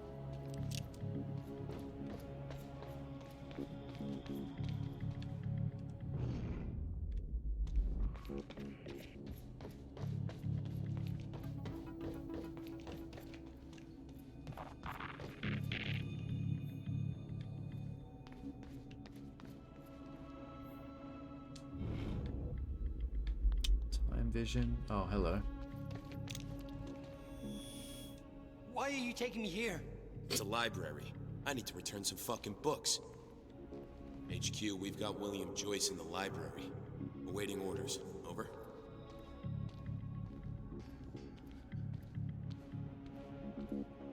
Who are you? I could see some of the elements in this game that eventually got put in Control. Some of these supernatural-looking Dorito particle bullshit makes me think of Control.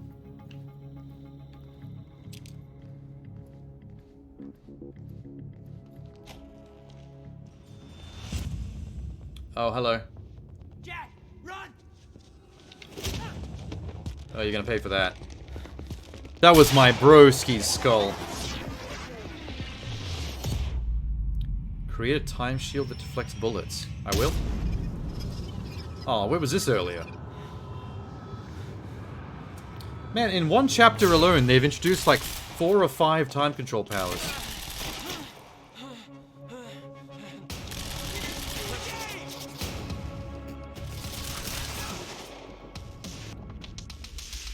Explosives.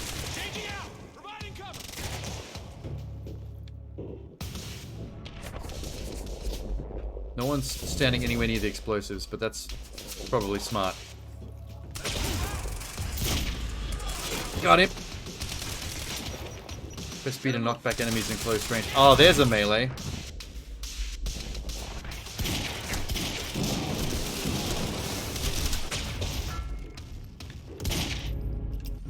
Oh shit. Nice.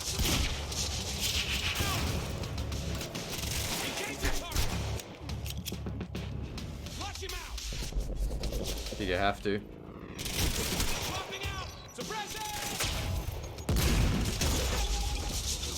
Hi. Wait. He ran towards it. Oh, fuck.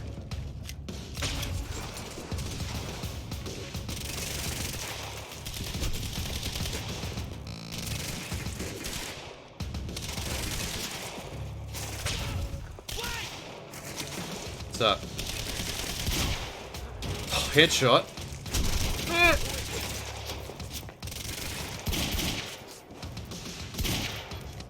I think it's already been blown up. Are those explosives in the pillars? Oh my god. This is not a good place to be having a gunfight.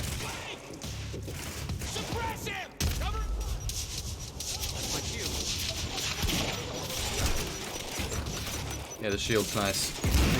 Ow.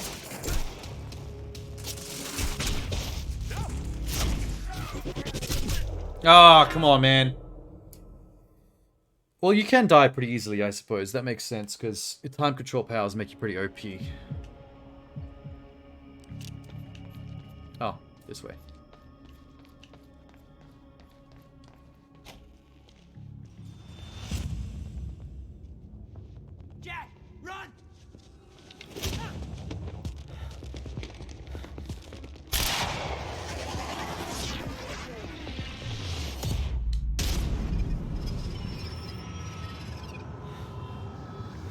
I think it's an achievement for using time stop to stack a certain number of bullets.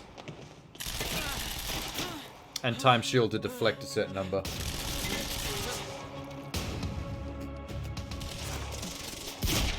Got him. Oh shit.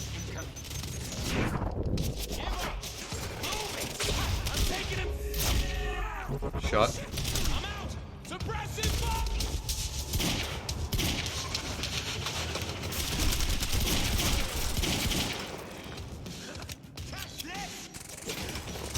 No shit.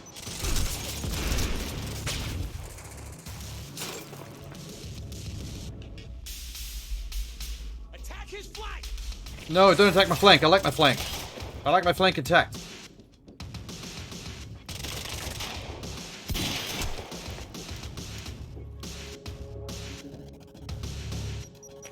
Oh, great. My cue.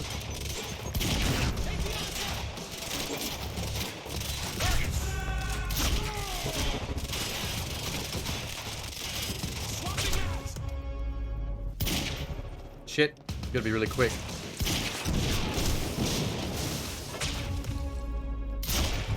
Shot. That's probably the most useful power, actually. Dodge and then freeze. Boom. Oh, what a shot! It's kinda flicked that one out. Oh, he's up there.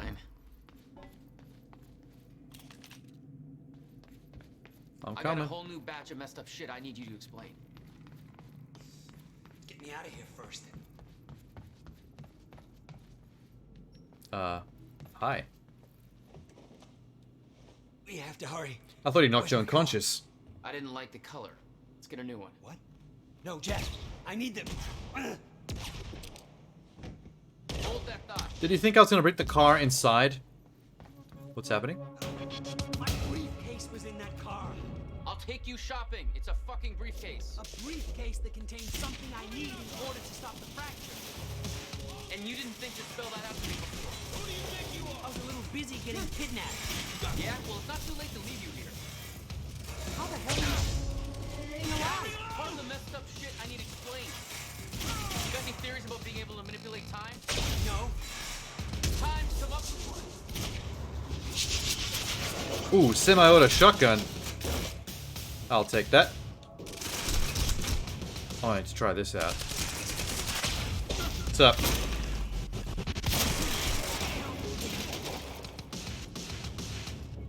Are you coming up? Bad choice. I think they changed their mind. Oh! I'm about to run out of ammo for this. That's better.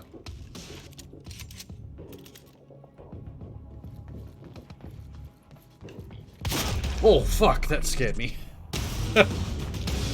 Do not sneak up on a man with a shotgun. Is that all of them? Yeah, I think so. Probs. Let's try this again, shall we? We have to get to my briefcase. Then we find Beth Wilder. Why? I can't stop staring at his ears. She knows about the fracture. This I hobbit's trust her. ears are massive, man. Glad you trusted somebody. More gonna pour in? Because I've killed 100 people today. I don't mind killing another 200. To keep you safe. Safe? Oh, fuck. Look around you, Will. Does this feel safe to you? This isn't my fault. Beth warned me this would happen. I did everything in my power to stop it. But you never told me any of this. I couldn't just... How long have you known? We don't have time for this now. Jesus Christ, We have dude. to get to that briefcase. That's a fairly heavy-looking wheelbarrow. You just kind of knocked that out of the way with your shin? Man of Steel. What are we doing? Oh, you want me to go first? Of course you do.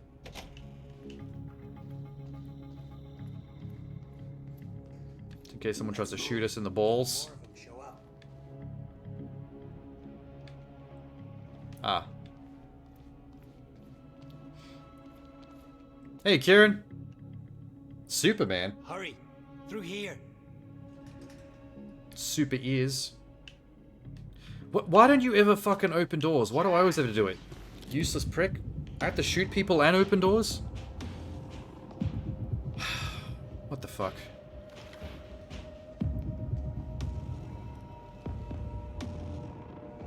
Paul? Jack, we gotta go. Hold on. Yeah, this is weird. I'm sorry, Jack. Oh, damn!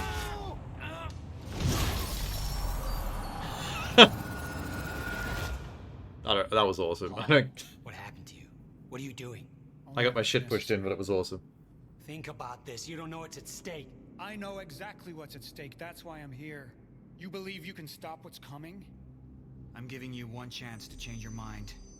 This path, it's already said it can't be changed. The past, the future, I've seen it. I'm a little confused. For 17 years.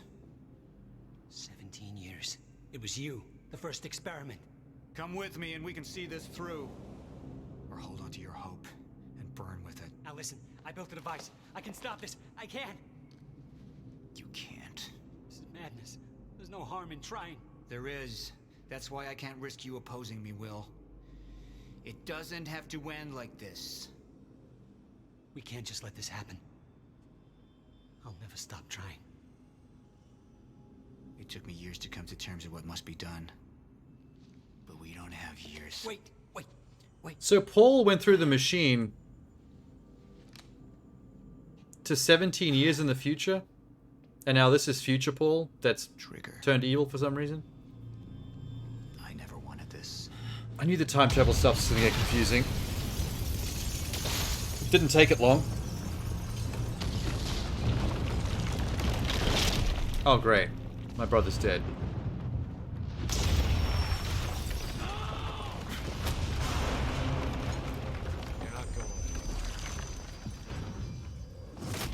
I just got hit twice. I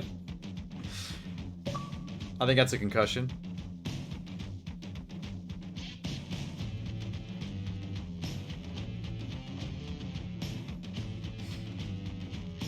Cool track, man. What are we doing?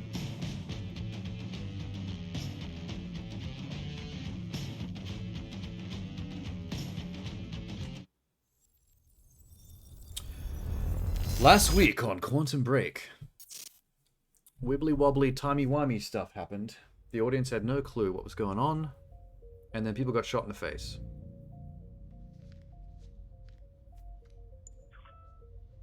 My name is Paul Serene.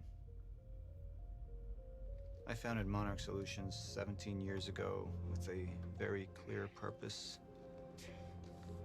There are those who would Hey, Beth. question my actions. She seems disappointed that I got caught. I'm recording this as a final statement of vindication, a testimony of how things came to be. I still think that guy looks more like a leading action hero than Sean Ashmore does. Never deterred from my goal. Like, he looks like the main character. He's got a Nathan Drake thing going on. Where this leads. I've seen where it all ends.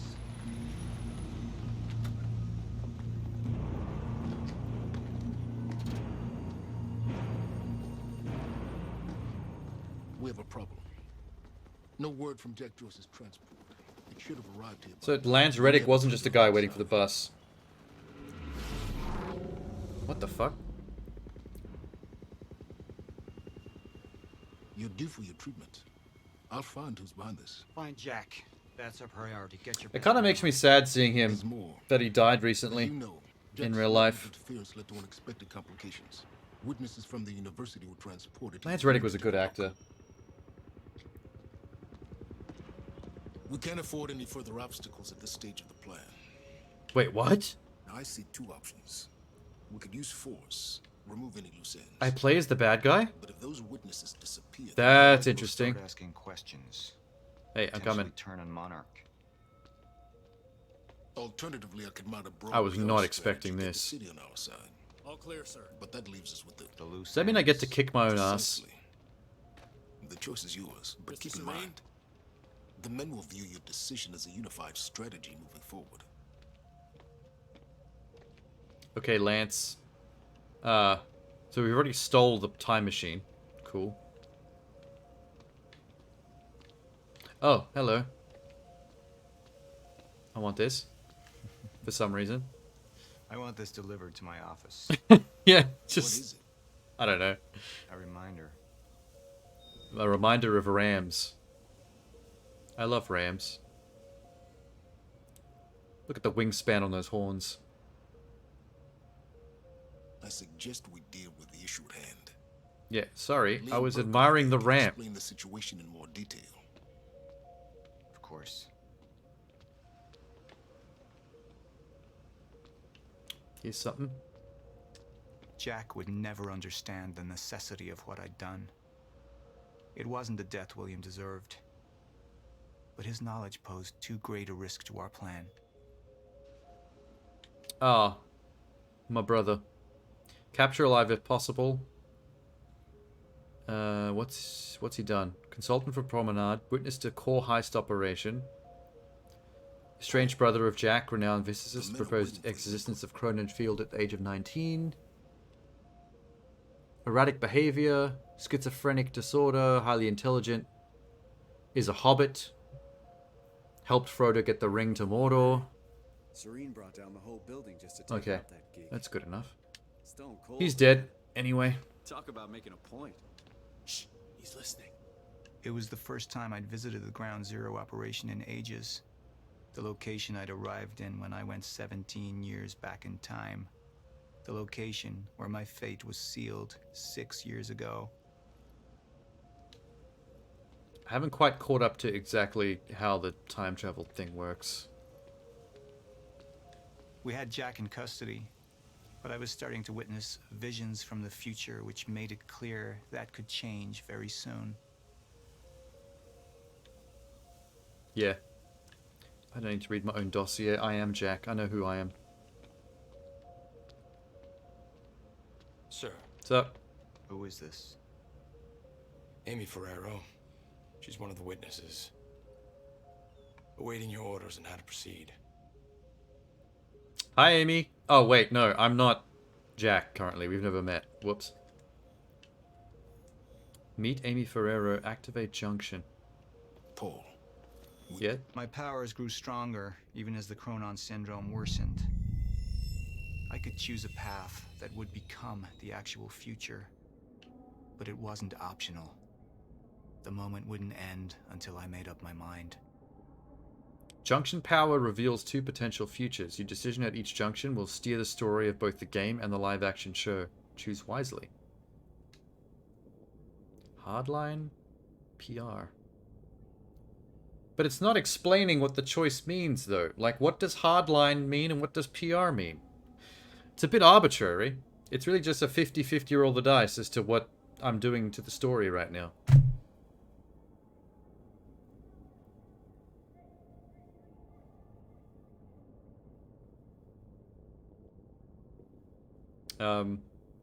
Like, what does hardline do? I can try both. Any potential threats to our plan need to be erased. Wait. Monarch would take a hardline approach. Crush all obstacles, eliminate all witnesses. It would be harsh. But I had made hard choices for the greater good before. Oh, they explain it before you actually confirm. And I found everything I could on your bro. This is messed up, man. I trusted Monarch. But the people of Riverport would turn against us. Our secrets would be safe, but the public would hate us, and Jack would gain new allies. Monarch's got no authority to stop you, and you tell that. So we basically lean into the evil with hardline. Makes us more efficient, but everyone knows that we're full of shit.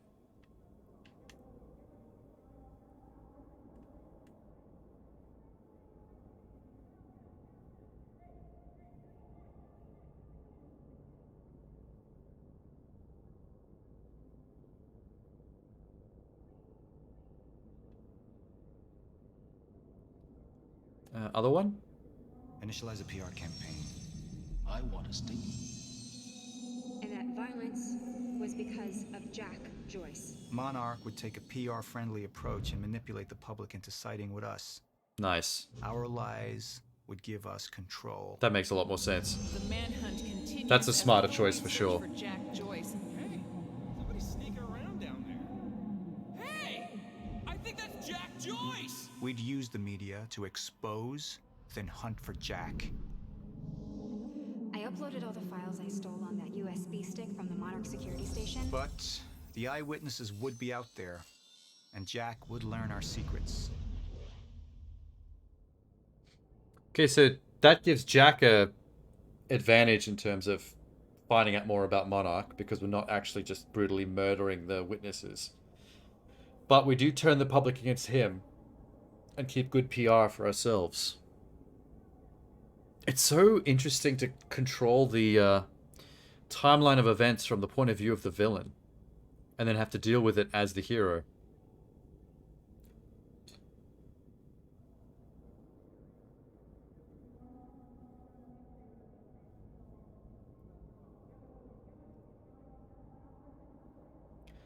I think I read that you can actually get the achievements for both choices if you just pick one, reload, and then pick the other.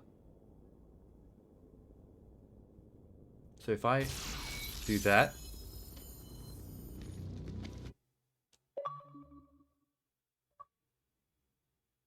Iron Fist, choose hardline path. Well, there you go. That's the achievement for one of the choices.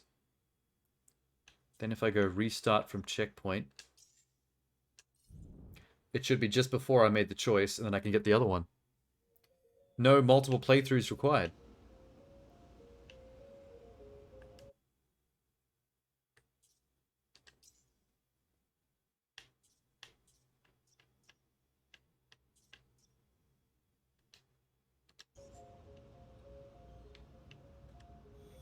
My powers grew stronger, even as... So is Lance Reddick Monarch's PR guy?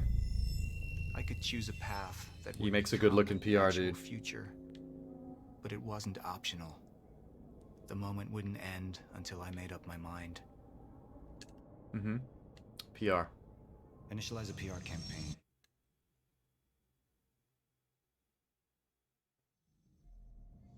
Confirm. We can't risk any unwanted attention. Convince the witnesses not to talk. Keep eyes on them and send them home. Initialize a PR campaign. Amy, you don't know how close you got on our side. to getting shot in the face.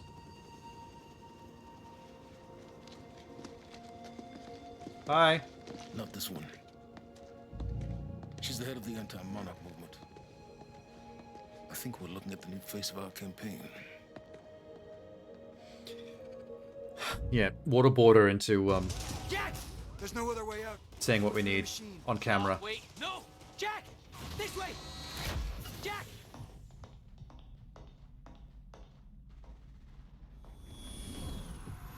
I use my power to guide us. What the fuck? To decide how to best prepare for the inevitable end of time. That gives the chosen few a chance to survive. I've seen the end of time. Can I see it? Oh my god, I want to see it. You chose to have Saren take the PR approach. 48% of your friends agree with your choice. 65% of the community agree with your choice. Interesting.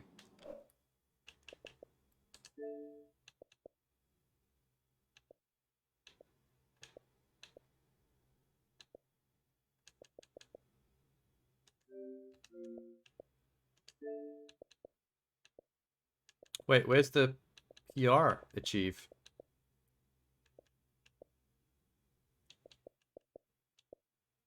What? Oh, they're all secret.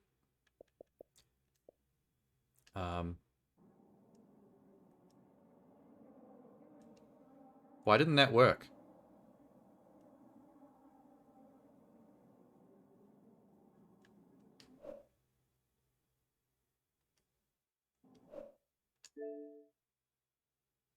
Maybe it's a delayed pop?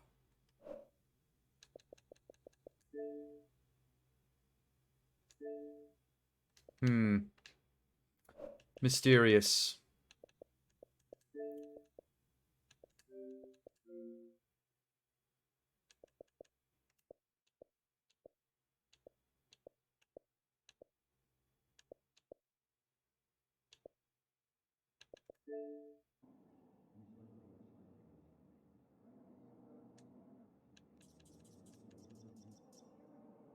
Wow, I can see everyone that I know that's played this game on my friends list and which way they went.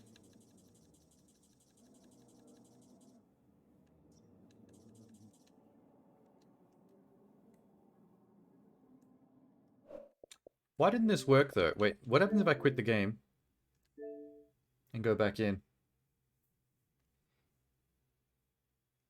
Just as a test.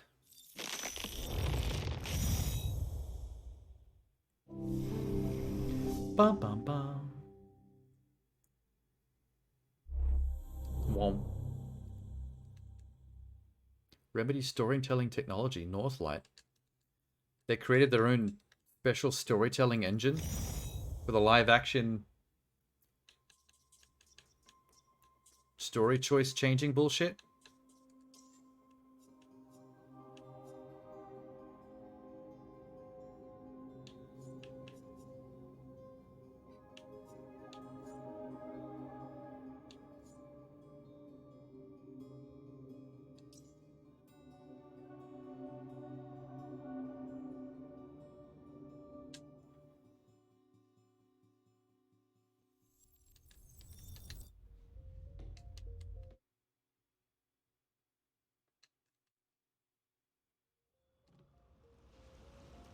Let's try this again. We can't afford any further obstacles at this stage of the plan. Now, I see two options. We could use force, remove any loose ends. But if those witnesses disappear, the public will start asking questions. All clear, sir. Potentially turn on Monarch. Uh-huh. Alternatively, I could mount a broad PR strategy, get the city on our side. But that leaves us with the loose ends. Precisely. The choice is yours, but keep in mind, the men will view your decision as a unified strategy moving forward. I want this delivered to my office. What is it? It's ugly, is what it is. I don't think you have to redo these.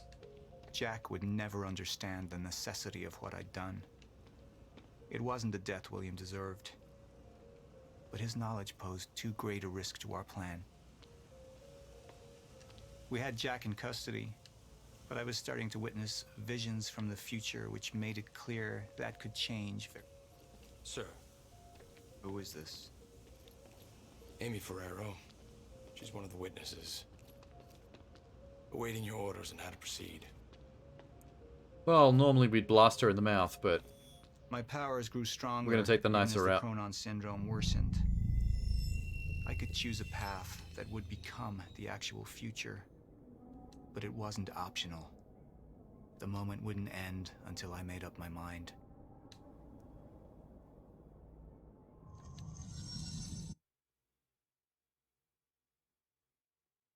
Come on. Show PR. Initialize a PR campaign.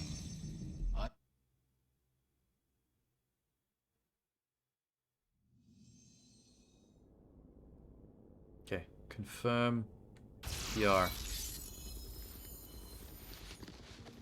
We can't risk any unwanted There it attention. is.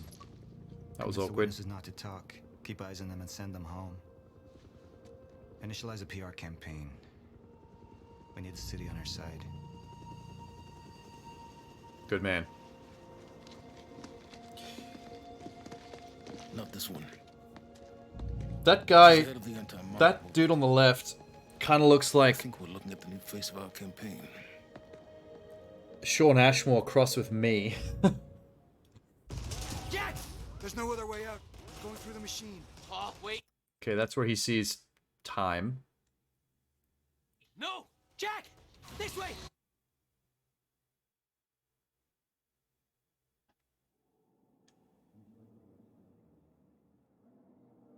Cool, there we go.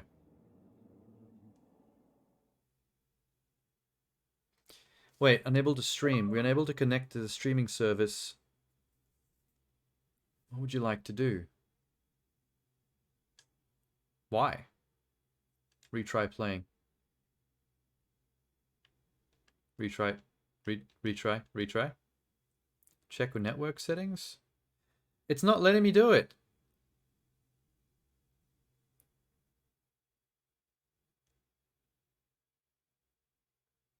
Do I download the episodes?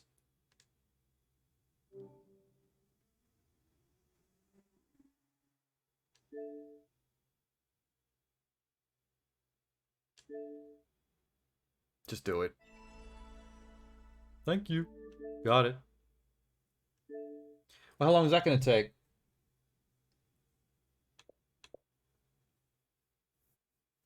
You've got a game running. Suspend it will improve download speeds. Okay, well, suspend it then. Show me an ETA. 42 megabytes, 52 megabytes, 58. Completes in 5 hours and 40 minutes. Bro.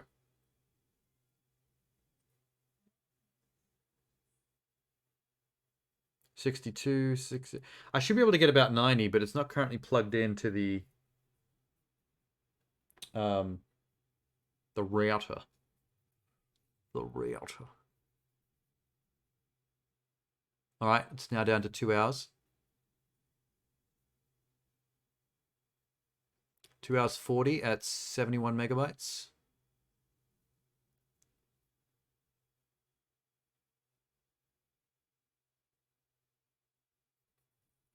If I plug it in with a cable, I could probably get that up to about 90 something.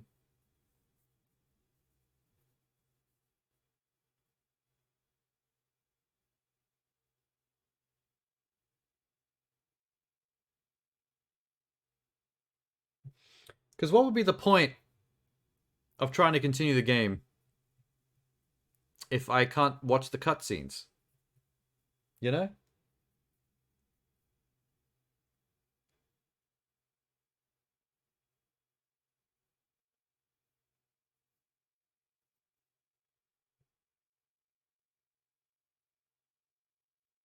Two hours and 43 minutes. Ho, doggy.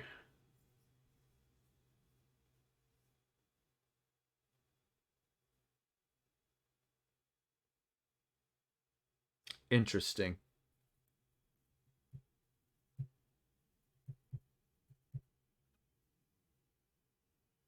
I wonder why it wouldn't stream. Let's see. I can't bring up my computer screen on because I'm connected to the Xbox right now. Let's try Quantum Break streaming.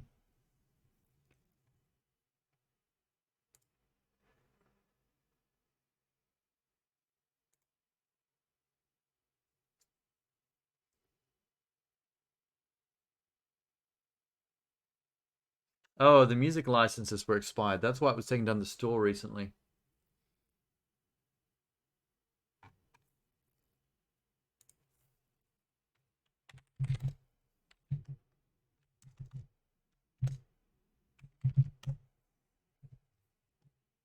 Just finished Act 1. Why didn't the episode play? Here we go.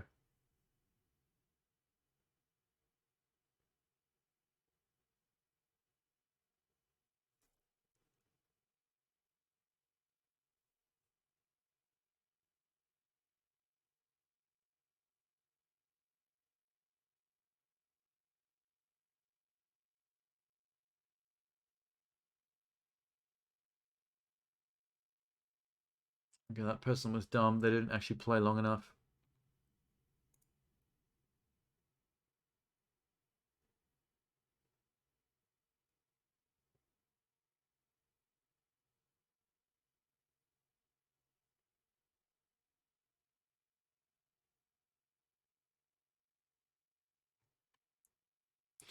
Other people seem to be having the same trouble.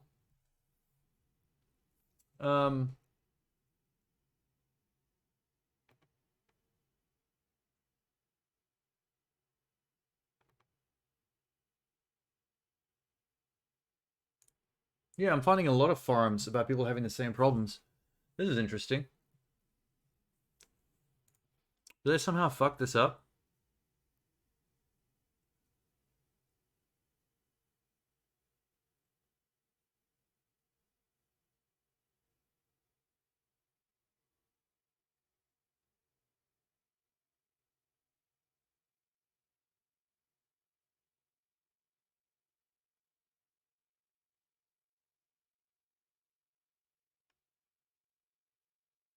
Apparently, the things I do during the game that they call quantum ripples, like when I found that Ram statue, and when I changed the whiteboard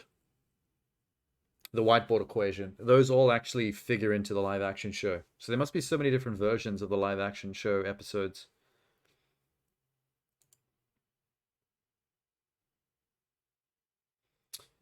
Um, Disappointed when it skipped the first episode. Try to watch it in the menu and failings, but you're running my willpower to play the game. I don't want to YouTube the episodes.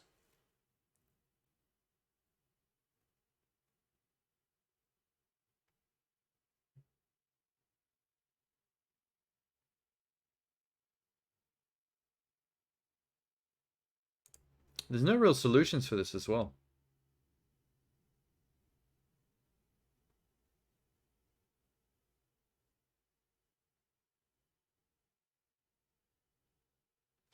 Apparently, this all is happening because they chose to stream the live action cutscenes over your internet connection rather than play it off the disc to save disk space for the actual game content.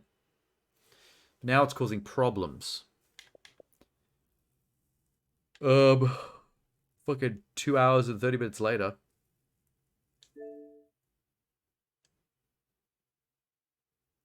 Retry. Check network settings.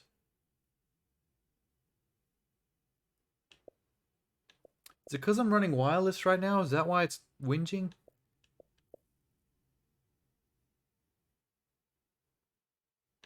It's either going to be that or the NAT type that it's complaining about.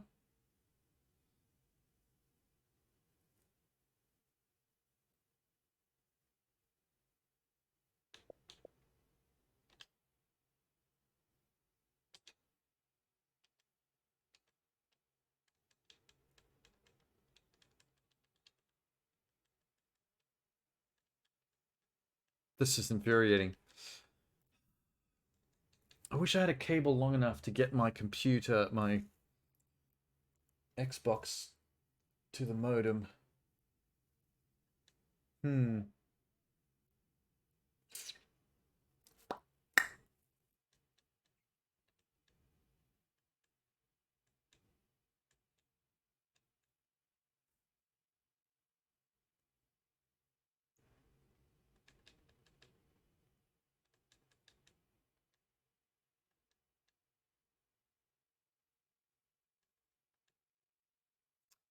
Ah!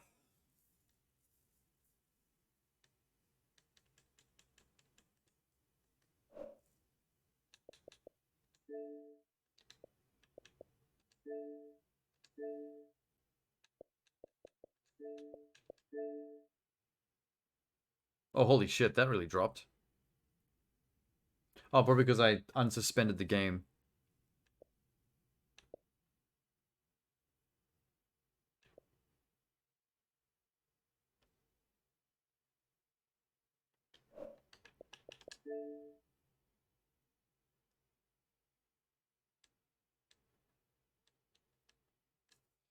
Well, that's really kicked us in the balls. I mean, I got through chapter 1, at least. But now I can't progress unless I have a way to watch the cutscenes. This is probably why this game didn't do great. This little live action TV show / action game experiment is cool and it kinda works, but kinda isn't really good enough, I think. Most people would have got infuriated by these kind of issues. Also, anyone that can't stream HD film content from the internet because of their connection speed, they can't really play this game properly. So it's kind of got a niche audience of only the people with the hardware to be able to run it properly, which is kind of wild.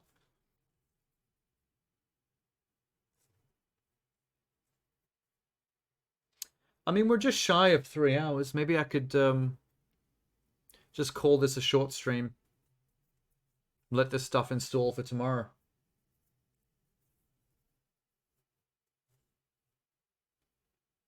Hi, Jeannie. Oh, it just came back like 2 or 3 days ago.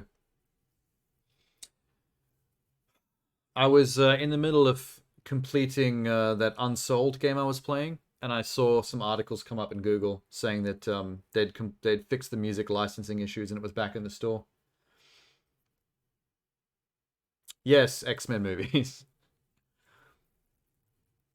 That's why one of my tags is Iceman versus Littlefinger, because the villain is Aidan Gillen from Game of Thrones. I don't know. I feel bad calling him a villain because I've just played the first chapter, and they're both best friends, and they both helped each other create this time machine thing, that fractured time.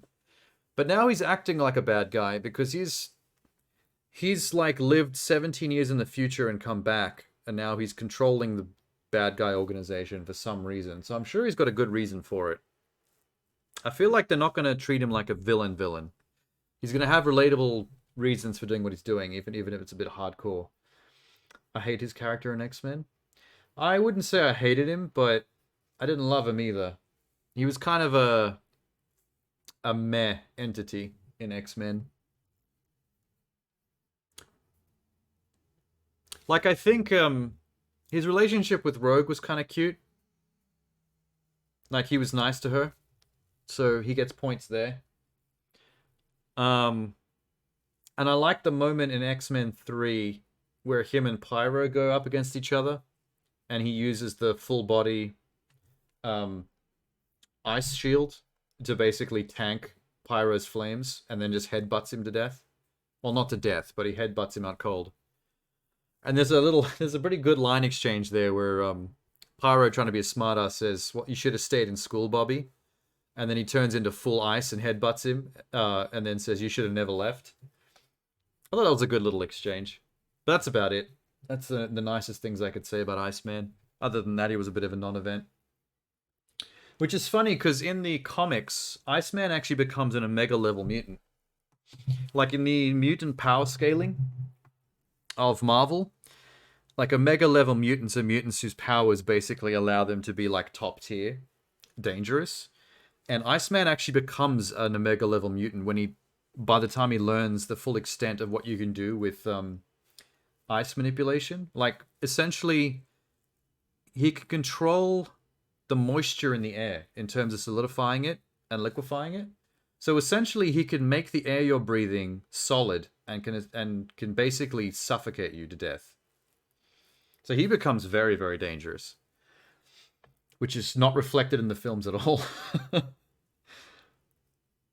And being forced to re-download PSO2 for the Katana skin. Why do you have to re-download the game? Oh, because you uninstalled it because you weren't playing it, and now they've released a new skin and you're going back in. Movies didn't last that long to get that far. No, they did not. I don't think they ever were going to, though. There is so much content in the X-Men comics that it would take them quite a long time to get through all that. They would have to adapt it and smush it together into more simple form. I mean, they've been doing that anyway. The X-Men movies did that. The Marvel Cinematic Universe is doing that. They basically take a lot of content and they combine and smush them together into more consumable single film experiences. Especially the Thor movies. If you look at Ragnarok and Love and Thunder, they're combinations of a bunch of different like classic Thor arcs. Just kind of jury-rigged and Frankenstein into one film.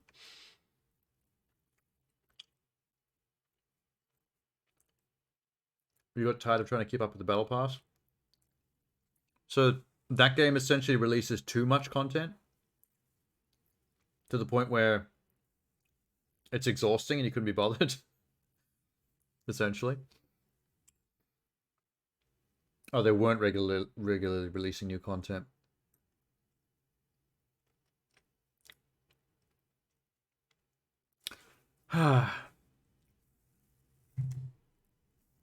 Anyway. This fucking ordeal. I find it kind of funny how much drama trying to play this game has caused me. It's sort of hilarious. I mean, frustrating as all hell, but kind of hilarious.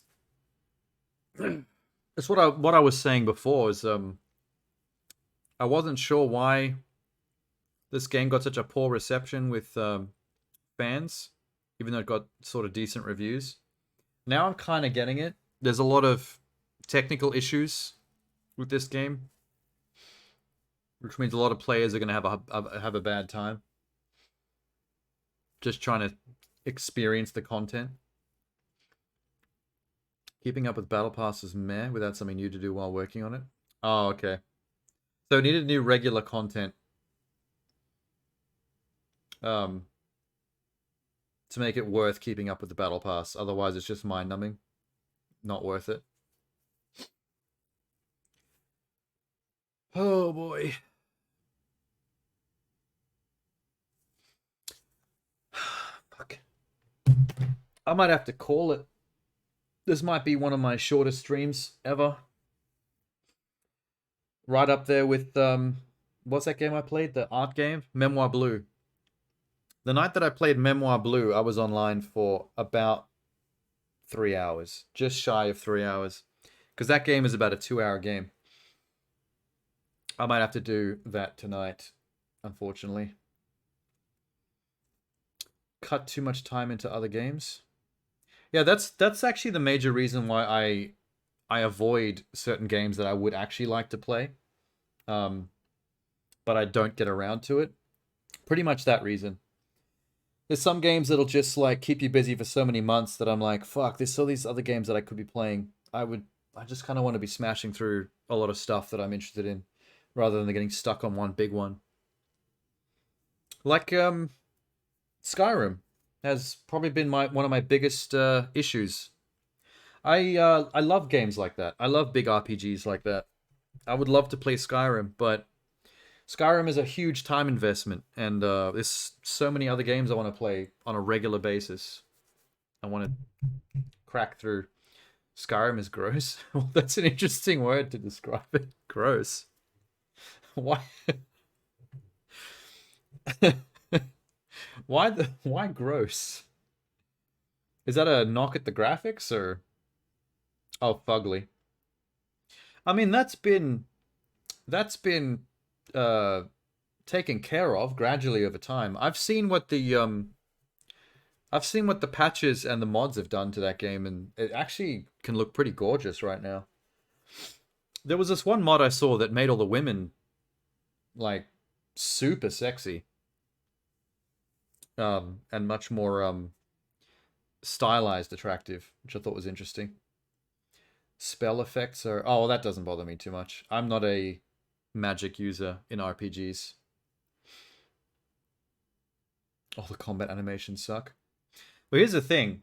At this point in time, with all the versions of that game that are out, if I actually do get around to playing Skyrim, it's going to be VR. I'll be doing the VR version of it instead.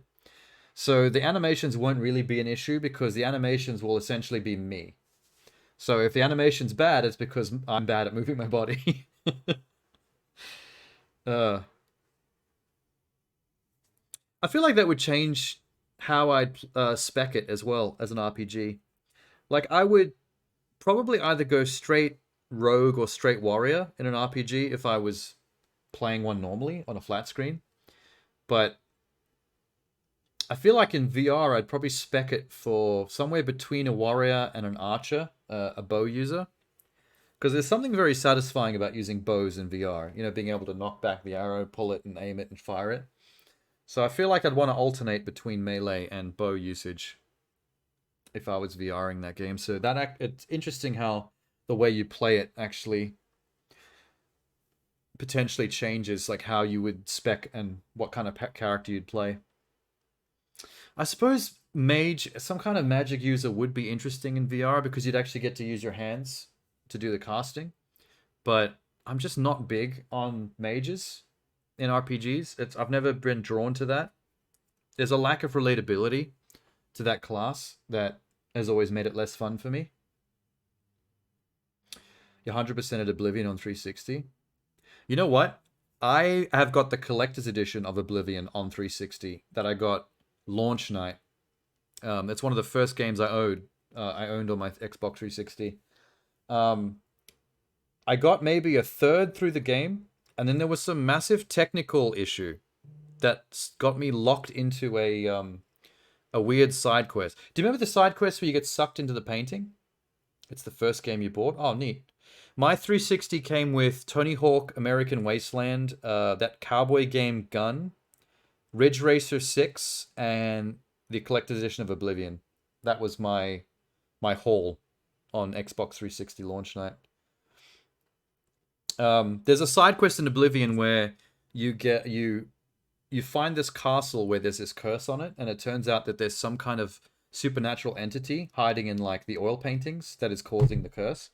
And to solve the side quest, you have to actually magically enter the world of the oil painting, and you go into you basically play inside this like open world oil painting universe that's all looks like the art that it was painted with. It's actually a pretty cool concept. But there was some kind of glitch with my game that caused me not to be able to interact with a plot point thing I was supposed to click on inside the world of the painting. And because I couldn't activate it, I couldn't complete the side quest, which means I couldn't actually get back out of the painting. So my playthrough basically got locked in that tiny little painting world, and I couldn't progress the game, which means I'd have to restart after many, many hours of play. So I basically stepped away from Oblivion and went, okay, if I have to restart this game from the beginning, I'll just play a different class to make it interesting, but I will not do it yet. I'll play other games and I'll come back to Oblivion maybe a year from now, once everything I've done already is fresh out of my brain. Yeah, I fucked up. I mean, the game fucked up, but I also fucked up with the saving stuff. Like, I was pissed.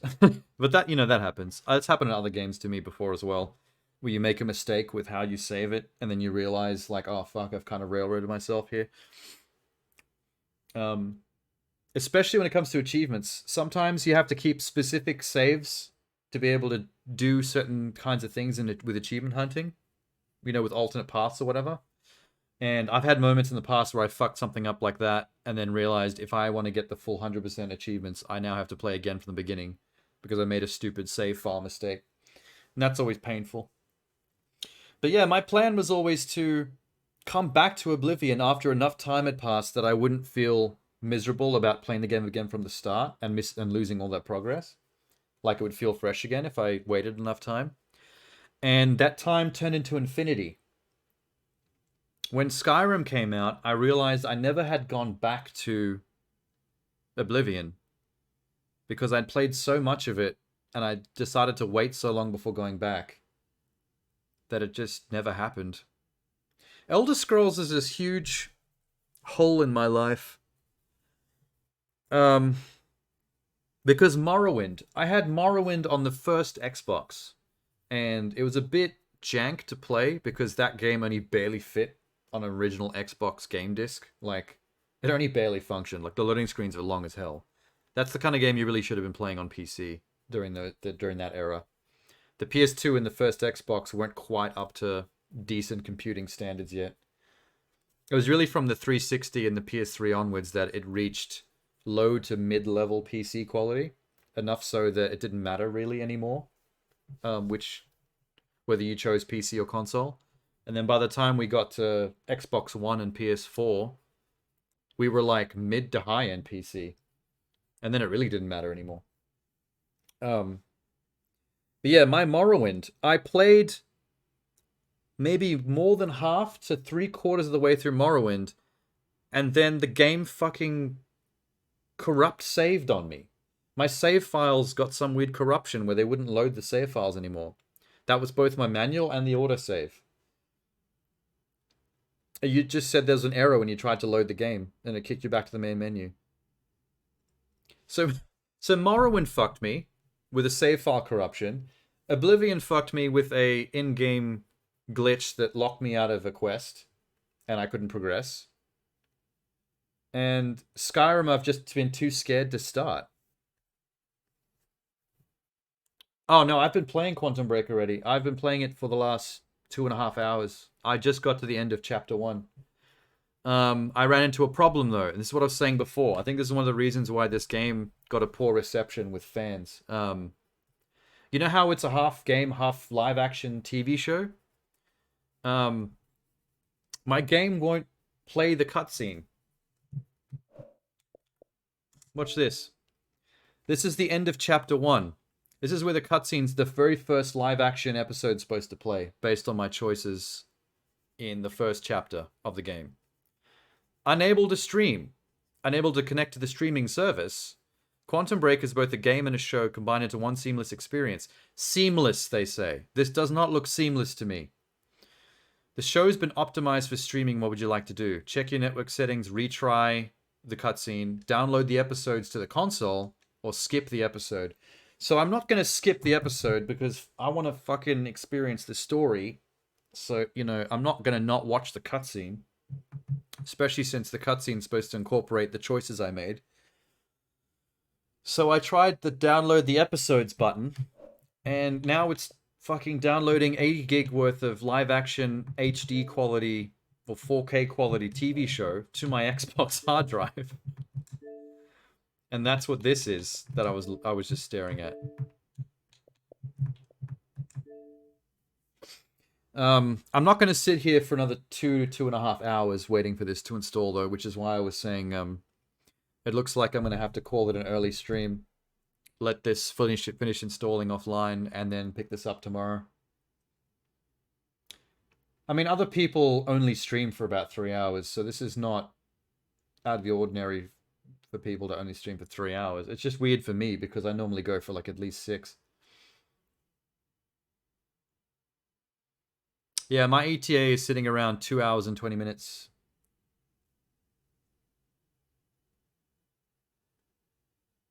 It's weird for me too. Yeah, see, like, I'd say that if you were to look at averages, I'd say like for most normies, 3 hours is probably a solid session time for streaming.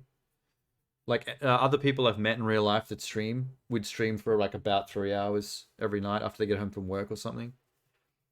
And then go put kids to bed or whatever. I don't get why people only stream 1 to 3.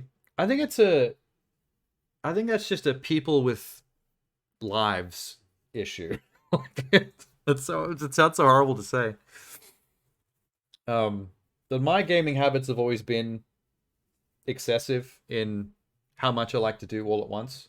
Like when I sit down at night to play a game, I like to play all night, or if I sit down during the day on the weekend, I play all day. And that fits really well with streaming mindset, because with streaming, the more you stream, the better, really, because you're just more omnipresent on the platform. But like, it's not feasible for most people, because any normal human being is going to be fitting in maybe 2 to 3 hours of gaming around regular life stuff, like putting the kids to bed, cooking dinner, coming home from work, all that kind of jazz. Going out and seeing friends. That's a thing people do, right?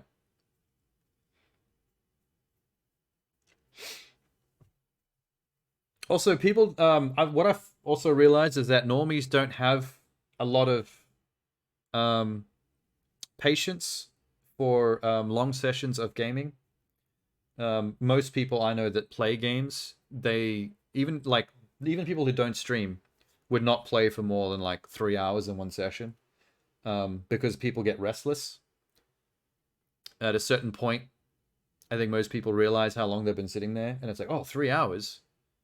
I'm starting to get bored of this game. I'm going to go do something else in the real world, which is not something I suffer from.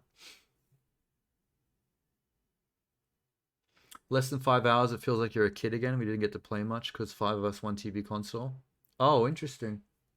I'm actually the opposite, but with the same result. If that makes sense. Like you don't like playing short sessions because it reminds you of being a kid when you can only play short sessions. I'm the opposite, but with the same ending. I don't like short sessions because my childhood is a history of playing a lot of long sessions, so I'm used to it. Like my brain is trained to be used to doing that. So when I play short sessions, it feels weird because that's just something I've never done. Because I was an only child for most of my childhood, with a mum that had a fancy job in a place where I would just never see her. She'd get home late at night. So I was one of those kids that had like a computer, consoles like both Sega and Nintendo, and lots of toys and all that stuff. And I would just always be by myself, like doing all that stuff. I'd spend all day, all night playing the Sega because, you know, I'm alone there. We had a housemaid, but, you know, she was largely invisible. Yes, Sega. Sega! I had the Master System and the Mega Drive. I had some weird games on that shit. Earthworm Jim was one of my favorites. I liked Sonic and Earthworm Jim.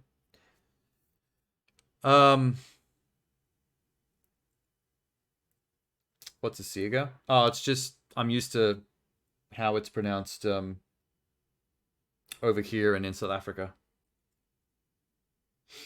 But I mean, everyone knows it's meant to be pronounced Sega because that's how it's said in the opening logo when it screams it at you. But you'll never hear an Australian saying Sega. Everyone over here says Sega. And I remember people saying Sega when I lived in South Africa as well. Interestingly.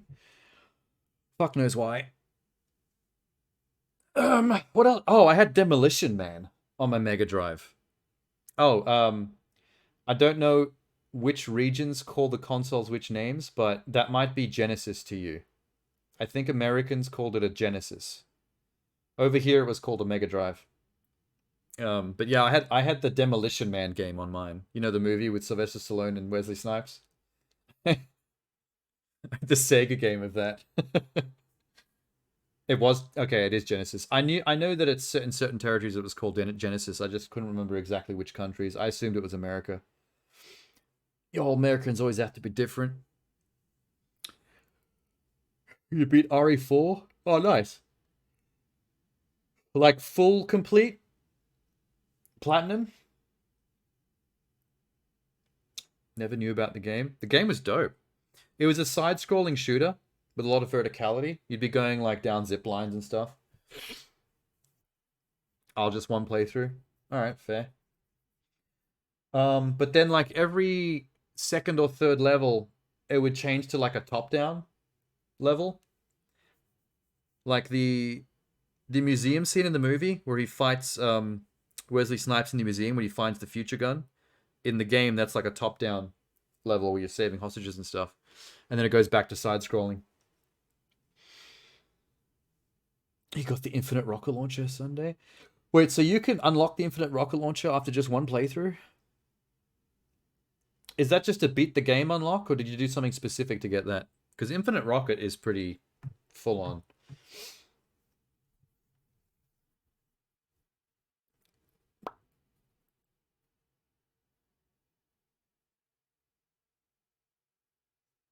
Need to beat the second playthrough, professional with... And then Pro S Plus run. Jesus Christ. You just have to be in New Game Plus. It seems really easy to unlock the infinite rocket launcher. Oh, but it costs 2 million. Alright, so it still costs money. So you unlock the ability to buy it, but you'd still have to afford it. Ow.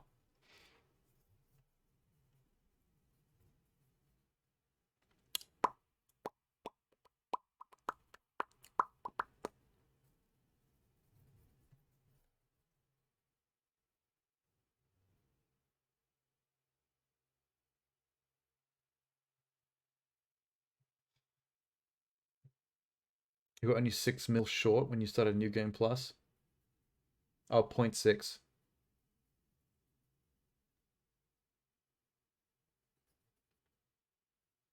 Didn't something come out today? Oh, Redfall. Oh, 600K. That's what you meant by 0.6 mil. Yeah, I believe Redfall came out today. That that 4-player open world vampire shooter by the makers of Deathloop and what's the other assassin one called? Fuck. It's so famous. I played the first one. That's with a D, I think. Sold a couple of weapons, but then you need even more money for the max. Oh, so you can actually sell your old weapons to make currency for the better unlocks. I don't know if I'd do that though. I'd want to keep at least one of each thing collected. What is it called? Dishonored? Oh yeah, Dishonored. That's it. I believe Redfall's made by Dishonored and Deathloop Company. Arcane Studios? Is that their name? Yep, that's theirs, Redfall. Neat. Well, that's actually, now that I think about it, that's probably not relevant to you anyway, because I think Redfall is a Xbox exclusive. Yeah, I forgot about that. I'm not used to Xbox throwing exclusives around. They tend to be more of a PlayStation power move. They love their exclusives.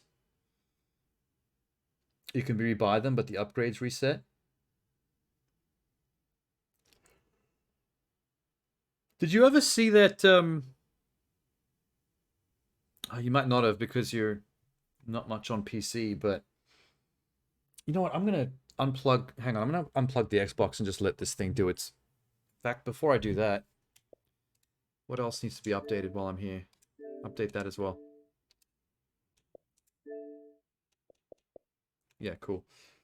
I'm gonna let the Xbox just sit in the background. Here we go. Maybe I should have if I'd known about this, I would have installed it. I had plenty of time to install it beforehand, but I just didn't know this was going to be a thing.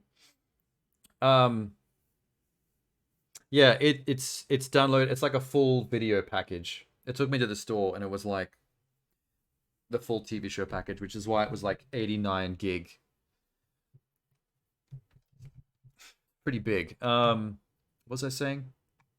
Oh, there's a Resident Evil puzzle game on Steam based around the attaché case, which I think it's called Save Room. Save Room Steam. It's actually pretty cheap. I was thinking of getting it and playing on stream sometime. Yeah, I got it right. Save Room. Yeah, this is pretty cool.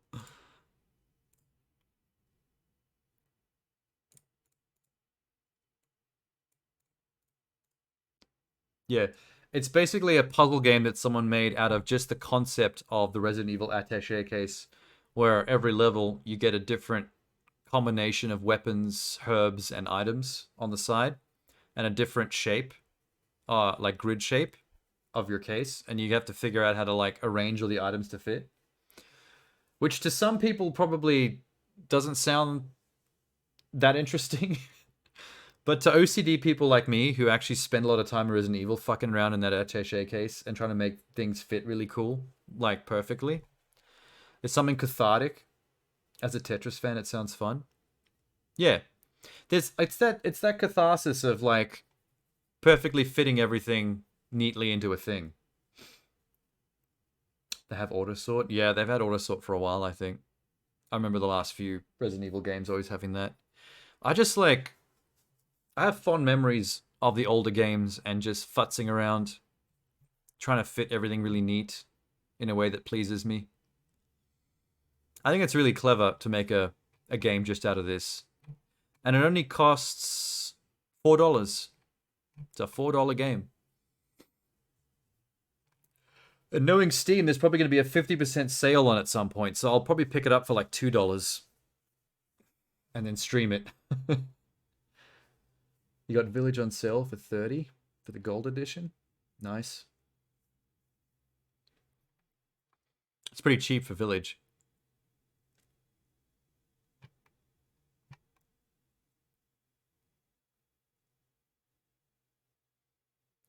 This is a good review. Certainly the #1 horror-themed suitcase simulator. This review just says, no auto sort to help you here. What we were just talking about. Ah, a choice of an avid game collector. That's a nice game, stranger.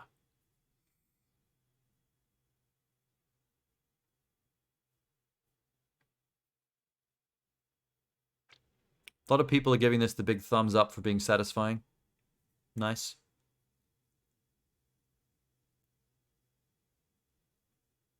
Cool. I had to get gold edition for third person, sadly. Oh, because you were not interested in the first person that they do. They never that option was never available for 7, was it? They kept it first person. They didn't really ever add any third person options from what I remember. Never bothered me though. Like I don't really have a preference one way or the other for whether a game is third or first person. Like either or is fine for me. So I probably wouldn't use the third person mode in Village just because like if the game was made default to be first person, then that's fine with me. Like I'm just going to run with what was initially intended.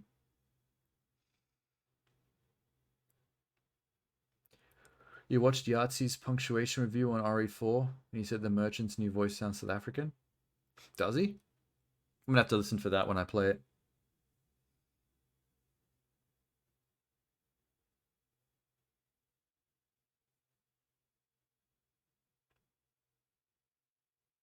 Is the gold edition the one that also includes the VR for Village? Because that's out now as well. I was assuming that gold was everything, like pretty much everything that was added, including the VR mode. I'm curious how the cutscenes would play in one versus the other. Because you can't actually take control away from a player in VR mode because it fucks with it. Like, it doesn't make sense because you're always in the person's eyes. So I'm not sure exactly how they'd handle that. Oh, it is everything? Okay, cool. I know it includes that new DLC episode with Rose, and that was third person only. I didn't know that the main game was getting a third person mode for like the longest time until recently. All I knew was that Rose's episode was designed specifically to be in third person.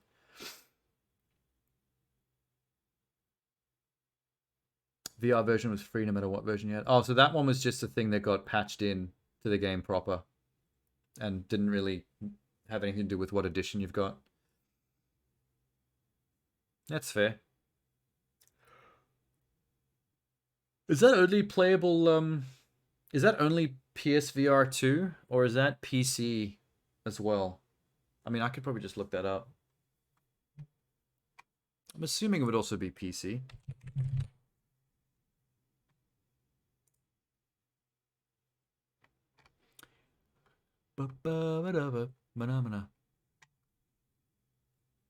Trauma pack.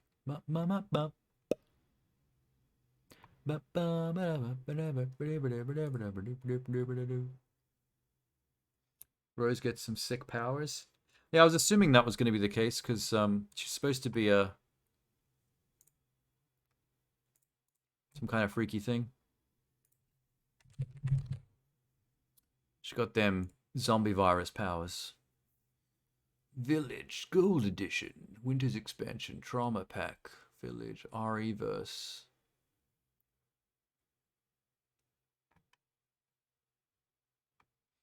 Well, this is confusing.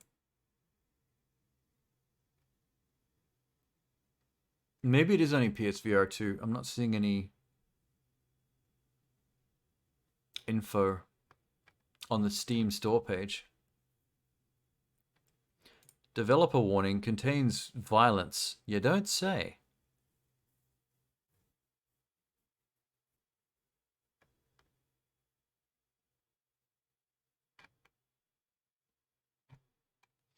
Let's try this a different way. RE Village.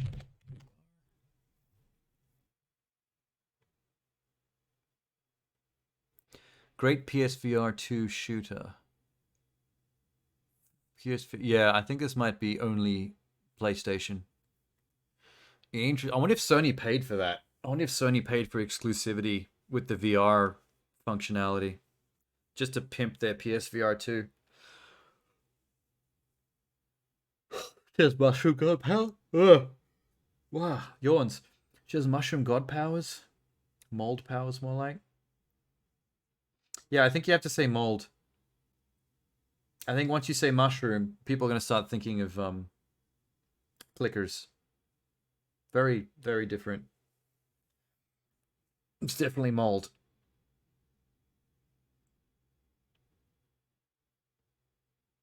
Although it looks more like tar. When you see like the actual mold zombies, they're much more tar-like. There's something too wet and viscous about it to be mold. Mold is more furry, if that makes sense. When you ever get like a big chunk of mold growing on something, there's a very matte black look to it. There's a furriness to it that's kind of gross. Whereas the actual mold zombies, their ickiness looks more like an oil slick crossed with a jar of Vegemite.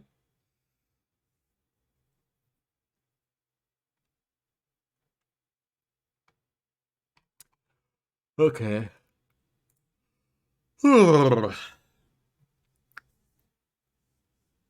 So, I guess that's going to be a short stream then. I'll have to find... Oh, I've got work I can do. I'll spend the rest of the night just doing some work so to make it easier on myself tomorrow during the day.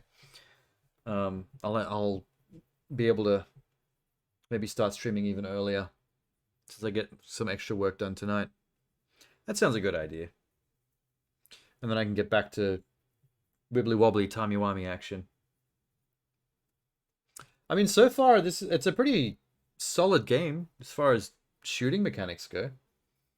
Aside from the technical issues that the game seems to have brought upon itself with the way it's designed, this whole live action cutscene system. It's pretty solid up there with Remedy's other work. The guns are nice and chonky to fire. Firing a handgun into someone's head feels really nice. Yeah, it's PS4 2 exclusive. Yeah, it's what it looked like when I Googled it. That's all it was talking about was PlayStation.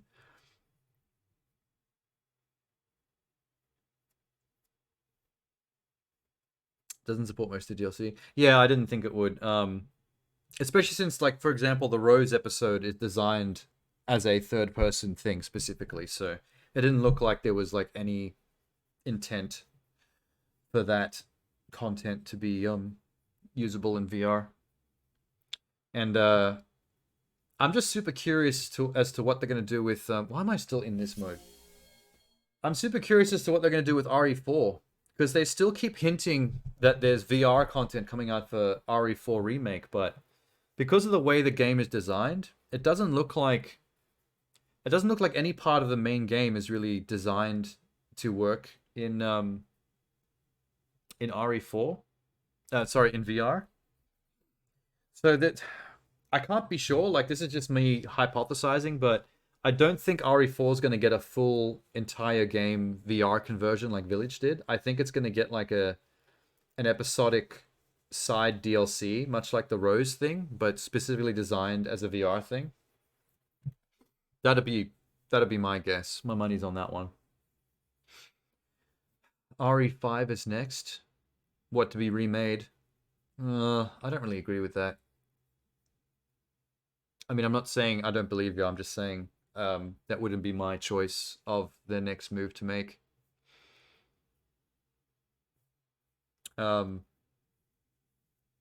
They should have done Code Veronica. I would have definitely done a remake of Code Veronica before I I would touch RE5. I just feel like 5 and 6 are still too modern. Like, those games still look good to me. They still look like modern games. I don't feel like they're old enough to need a remake. There's things you can do with the controls to make them better over the original, but honestly, you could you can fix up the control scheme a little bit, the way the characters are controlled, and then maybe just remaster the quality of the graphics, but like I don't think it needs a remake. Definitely dated graphically. I mean, it would be dated, but not in a way that makes it old.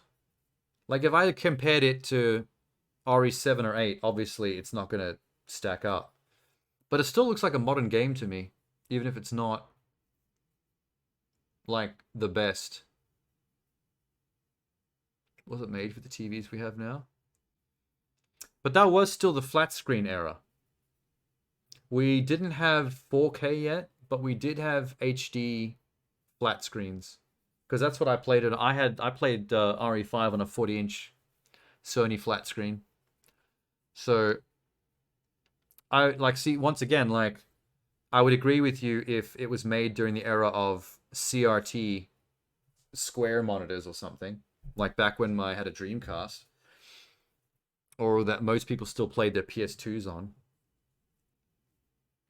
But yeah, I just don't. I don't know why you would remake RE5 when you still have Code Veronica and maybe even RE0 sitting on the shelf. Those games could benefit much more greatly from a remake than 5 or 6. Because those are still from an actual previous era of gaming. Like, while 5 still feels modern to me.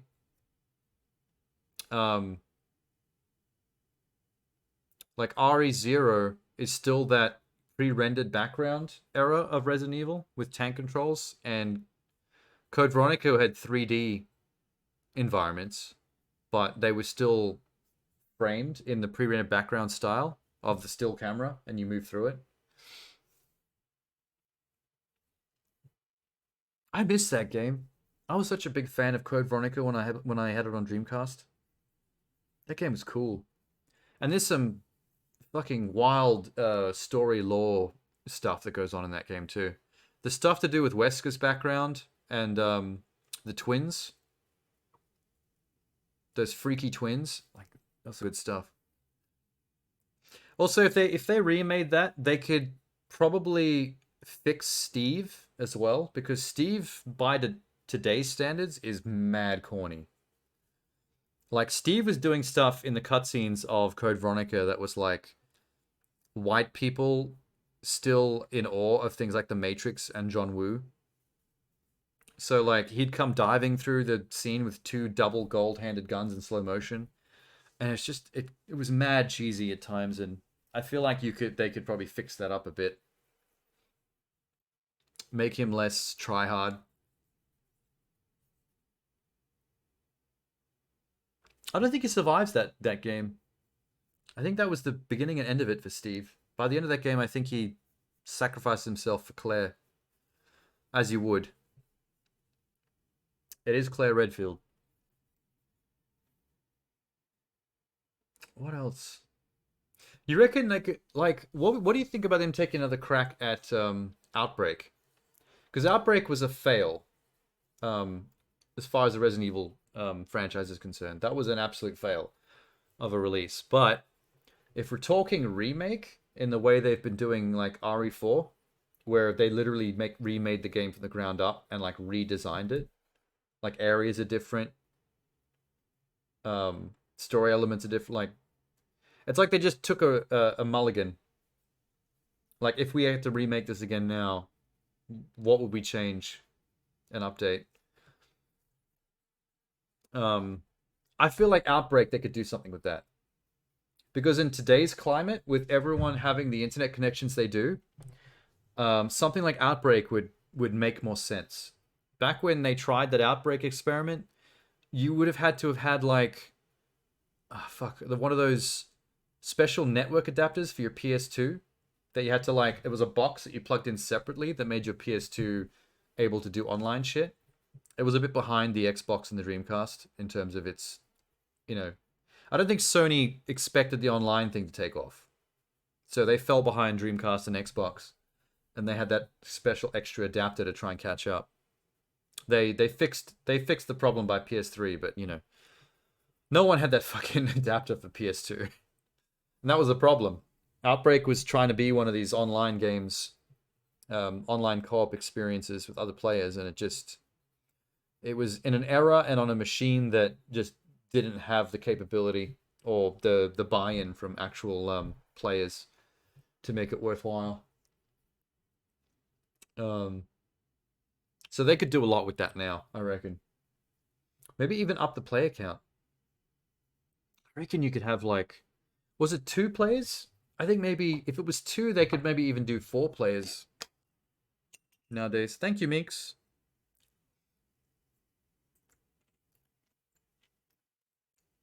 I'm doing the Biscoff dance.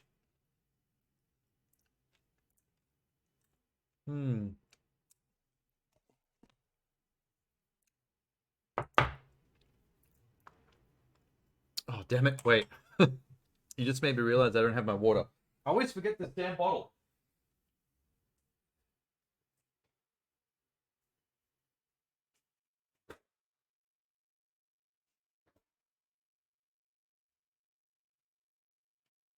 Yeah.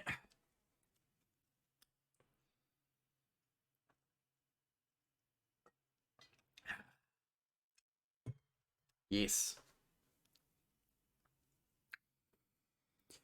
For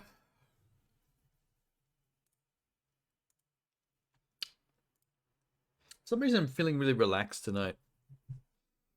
I don't feel as exhausted or icky as I sometimes have been recently. Maybe I actually got a decent amount of sleep for a change. I didn't drink enough water Saturday, and I paid for it when I got pizza and garlic breadsticks from Papa John's. Papa John's. You know what's funny? Papa John's only exists in Australia as a meme, as an internet meme. We don't actually have that here. I've got no idea if Papa John's is meant to be good food or not. All I know is that it gets roasted a lot. It gets memed a lot on the internet. Didn't Papa John himself say some racist shit once on camera? And he got cancelled for that? And then people realized that no one gave a shit enough about Papa John's for cancelling to even do anything.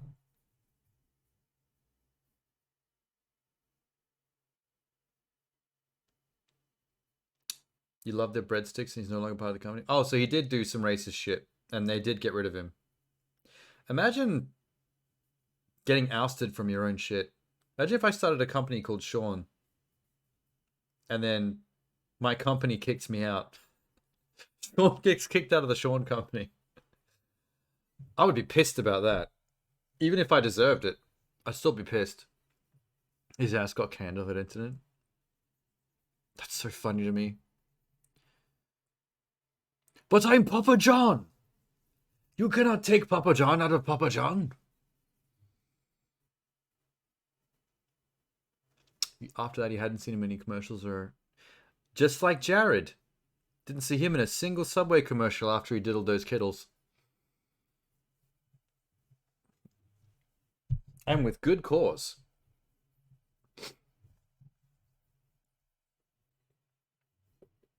Although, Papa John didn't do anything nearly that bad.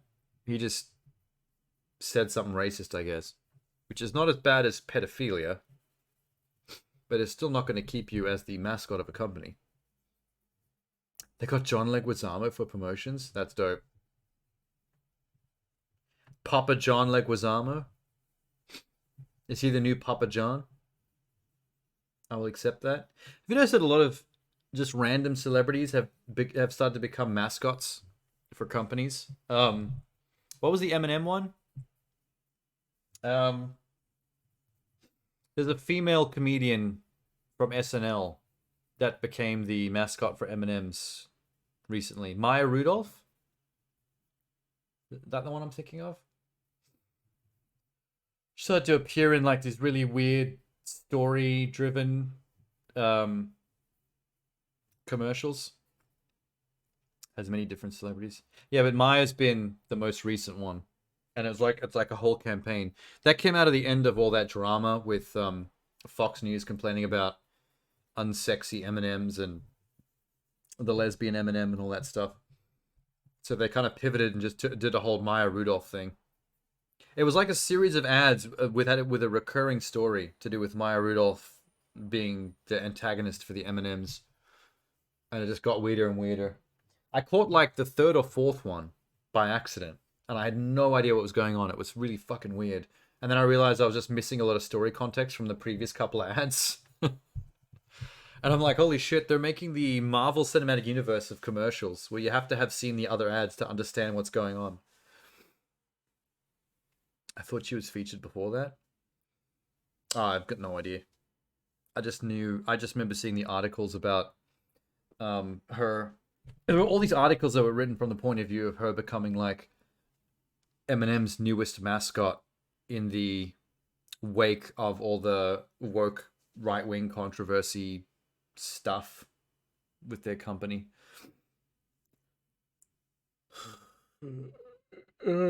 Tucker Carlson did get fired. That was fun. I love how they're always like, we've mutually decided to part ways, and I'm like, fuck off. No, you didn't. You fired the motherfucker. Mutual nothing.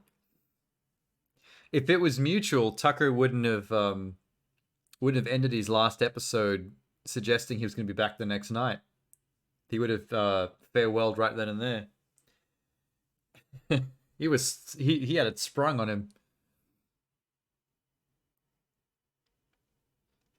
That was weird timing though. I don't really understand the coincidence behind Tucker Carlson getting fired and Don Lemon at the same time at CNN. Like, that was odd. It seemed like too perfect. Like, did CNN see Tucker Carlson getting fired and just randomly go, you know what, we should clean house a bit as well? Who were we thinking of getting rid of? Don Lemon has Me Too allegation. Oh, I didn't see that. I know that people have had other issues with Don Lemon in terms of his conduct, not in terms of behind the scenes Me Too stuff, but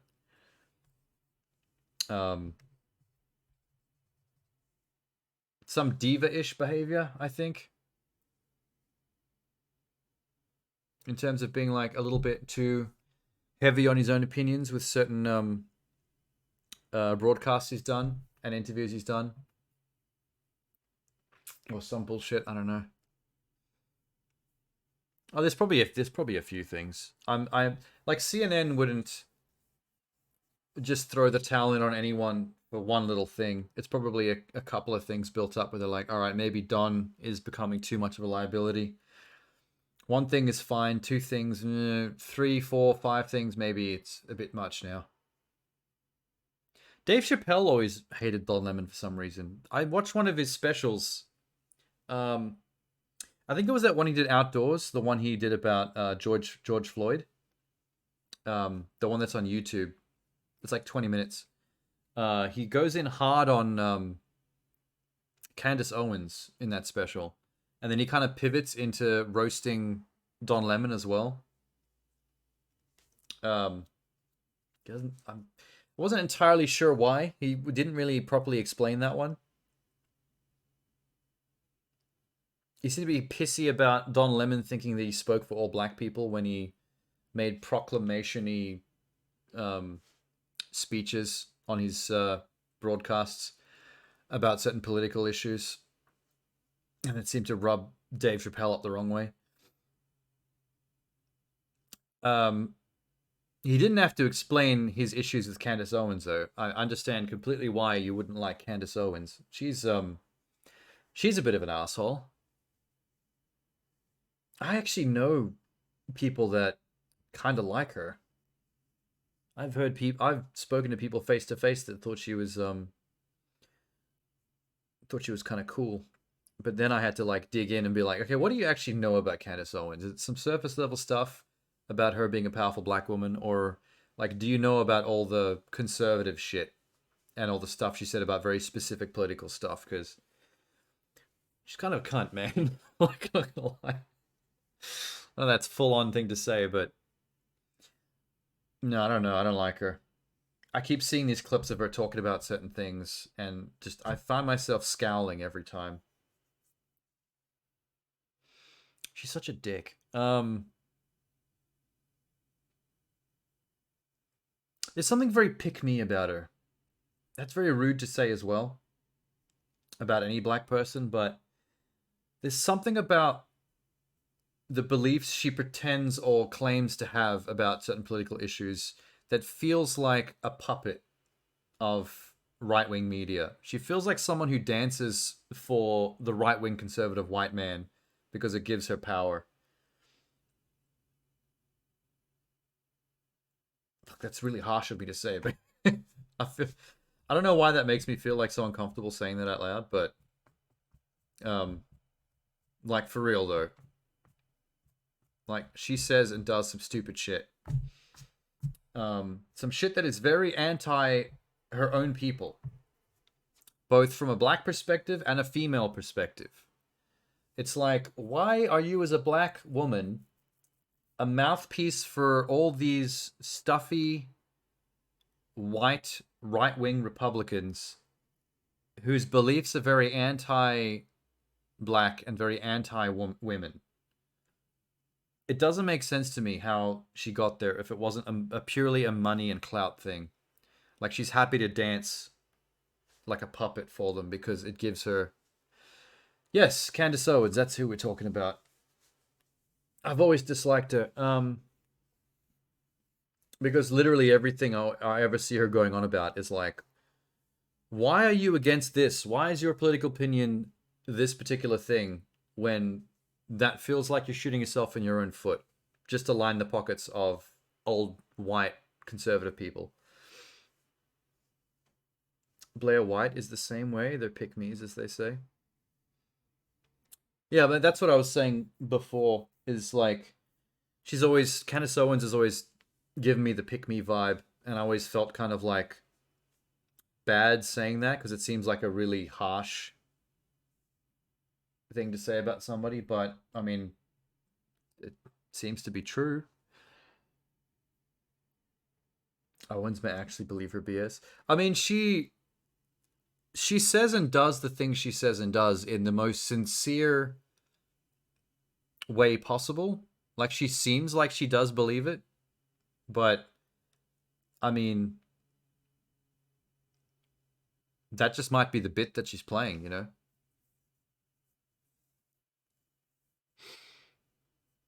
I mean, I'm willing to give her the benefit of the doubt and say that she's just playing the puppet for money and power for people that would otherwise be against her race and gender, and she doesn't give a shit because she's just that shallow.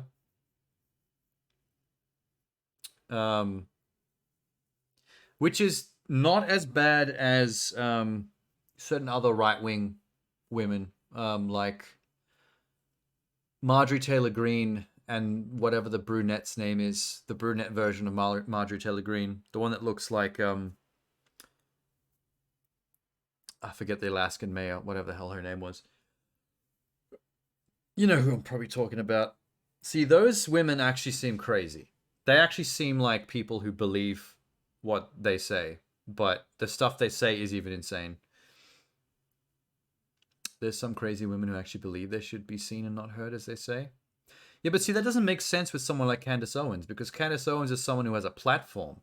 She gets to be on TV, on a major news network, in the suit, speaking her piece and being really informative and authoritative about what she's saying. Which, if the people that she's championing had their way, she would not be allowed to have that platform, both for being black and for being a woman. Like, she's a mouthpiece for bigots, and it's like, are you forgetting the color of your skin and your gender? These people don't like anything about you. You're the antithesis of everything they want to have a position like that. The only reason you have, like, they're giving you that position is because it makes them look good. They're like, you know, look, a black woman with power and station is saying the same things we are. That makes us more right. It's like, they're using you, man. Like, they're using you to make themselves look more right. that's something that Fox and all right-wing media outlets love doing too. They love getting like any black person they can to come on camera and say the same thing that they're saying, so they can go, look, a black person thinks so as well. We're not being racist. We're not bigots. It must be true if we've managed to get a black person on camera saying the same thing. It's like, man, we see through the bullshit. This fucking political shell game. Irony is the world they promote, they wouldn't have the voice and platform that. Yeah, that's pretty much what I was just saying about Candace. She probably thinks she's a white person. Well, not literally, but like, that's what I'm saying. It's like, I'm sure she knows what she's doing and just doesn't care because money and power is what she's after. It's Marjorie Taylor Greene and that other lady that are the ones that I think are crazy enough to actually believe the crazy shit that they say and do. Like, Marjorie was the one that went on about the Jewish space lasers at one point, and I'm like, I'm pretty sure she actually believes that shit, which would actually make her a crackpot. Which is one of the confusing things about American politics to me, is like how a person like Marjorie can ever reach a position like that. It makes no sense to me. Like, that is literally an insane person. Who the hell is voting for and championing this person that has these beliefs and says these things to positions of power? Like, how? How is that possible? She is like this far away from a straitjacket with some of the shit that she says. Do you remember the pictures of her in Congress booing Biden while he was giving that speech? And she's wearing that full white mink coat and she looks like fucking Cruella de Vil. Everyone else is wearing like normal suits because it's Congress. Like, everyone is like gotta do the stuffy professional, thing because, that's a place of, utmost seriousness and, sincerity and professionalism. There's a certain kind of look and vibe that goes with that. But the fact that she's there in the middle of the crowd of suited up people in fucking Cruella de Vil, like white fur. How do you people not realize that she's a nutcase? One of these things is not like the other.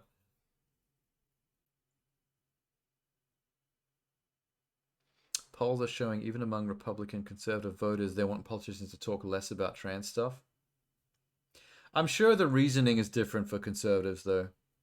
Like, conservatives want less talk about trans stuff because they just don't want to hear about trans stuff. It's not because they're offended that the government is trying to still regulate trans shit like they're not normal people like everybody else. They just literally don't want to hear about their existence. Like, the left doesn't want to hear the politicians talking about trans stuff because the left is just sick and tired of politicians not understanding trans stuff and making decisions on the behalf of the trans community that affects the trans community negatively, as seems to always be the case. They may be shooting themselves in the foot with that and DeSantis warring against Disney. Did you see the fact that Disney is suing him right now? They've got their army of lawyers on DeSantis currently for this shit he's been doing against them. I think he's fucked. Like, when it's Disney is a pretty massive multi-billion-dollar company. They have an army of lawyers, very, very well-paid lawyers. They know exactly what they're doing when it comes to litigation.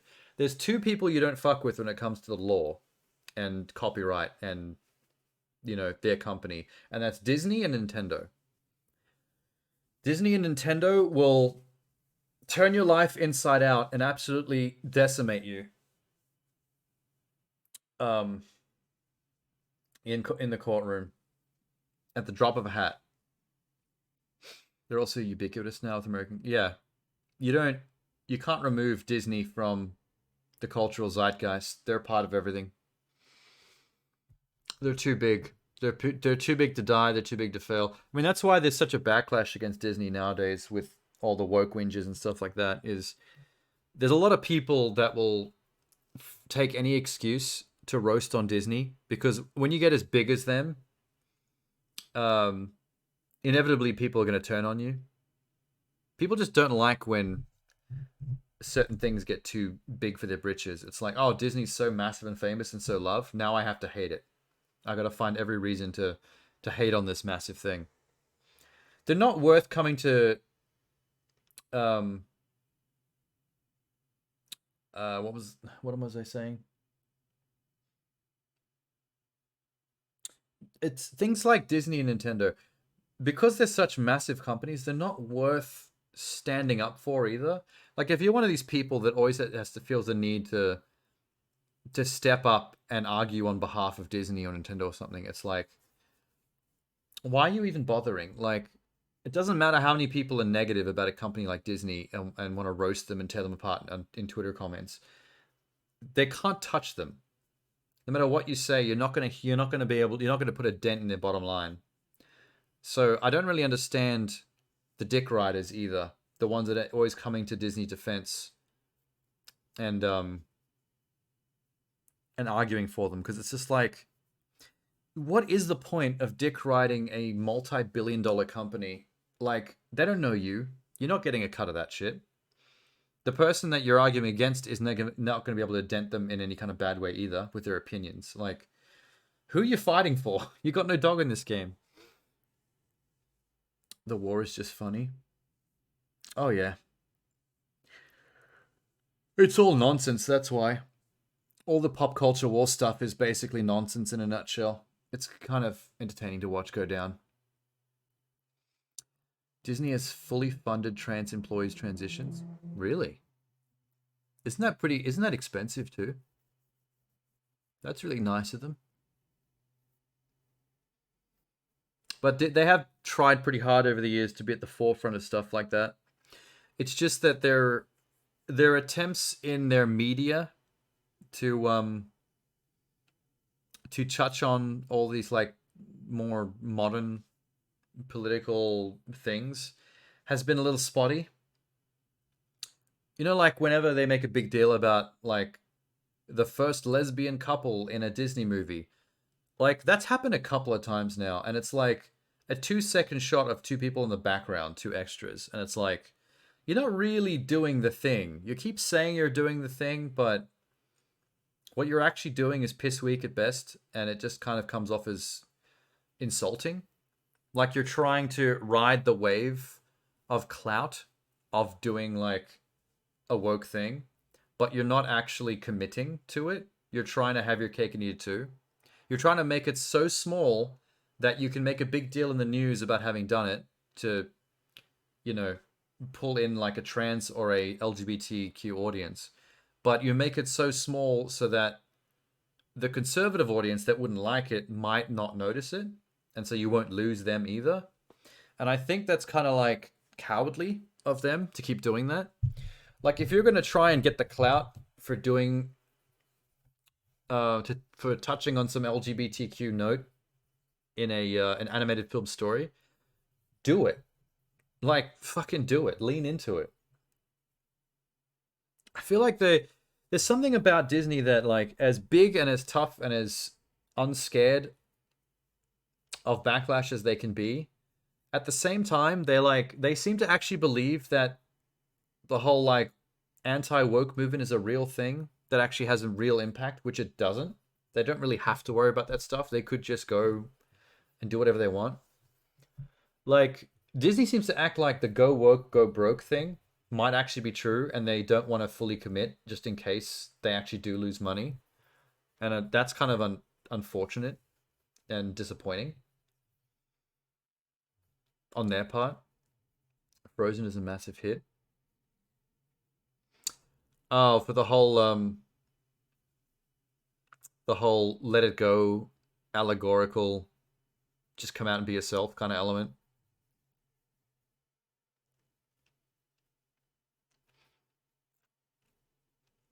It seems like the allegory behind Elsa and what she's going through seems to fit a lot of different quadrants. I know the main one was always supposed to be puberty and like coming into yourself as a woman and just being you, but then that transitions off into like little niche splinters of versions of that, like being trans or coming out as being gay. The writers confirmed she's lesbian. Oh, have they? See, that's what I mean. Like, behind the scenes, the writers are confirming Elsa's a lesbian, but like, why can't we get confirmation in the film? Like, in the story?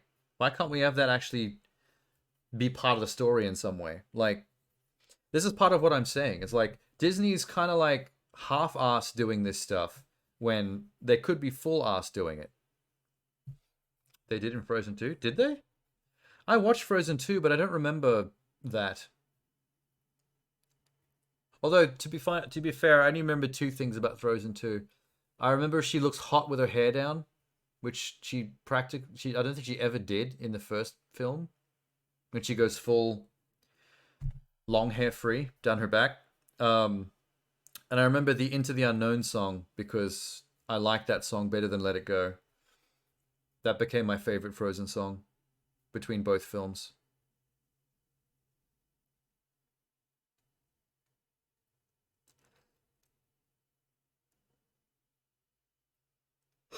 Oh, and that siren sound got stuck on my head as well. The one that's like her mother going, ah. That noise that you hear throughout the whole thing, like drawing her to the Aurora Borealis or whatever. I had that vocal stuck on my head for so long. Didn't like that one as much as Let It Go. Well, I assumed, because Let It Go would have had more of an impact for you on a personal level because of what you said before. Like the messaging behind that song and like what it stood for and what it meant to your life actually had some weight. Whereas for me, like across both films, they're just songs. So,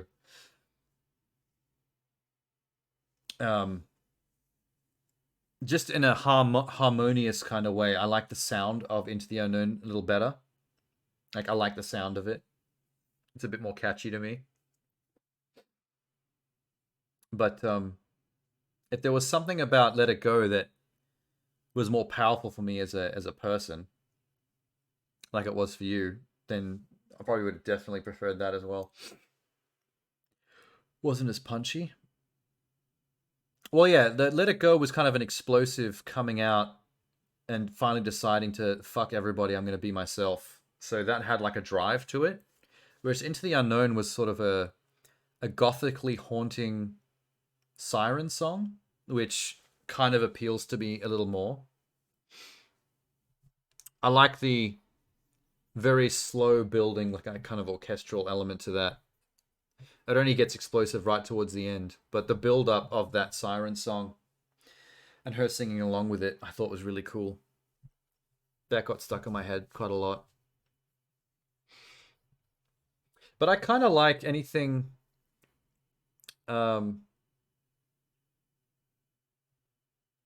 I kind of like things that are like some kind of combination of harmonious and gothic.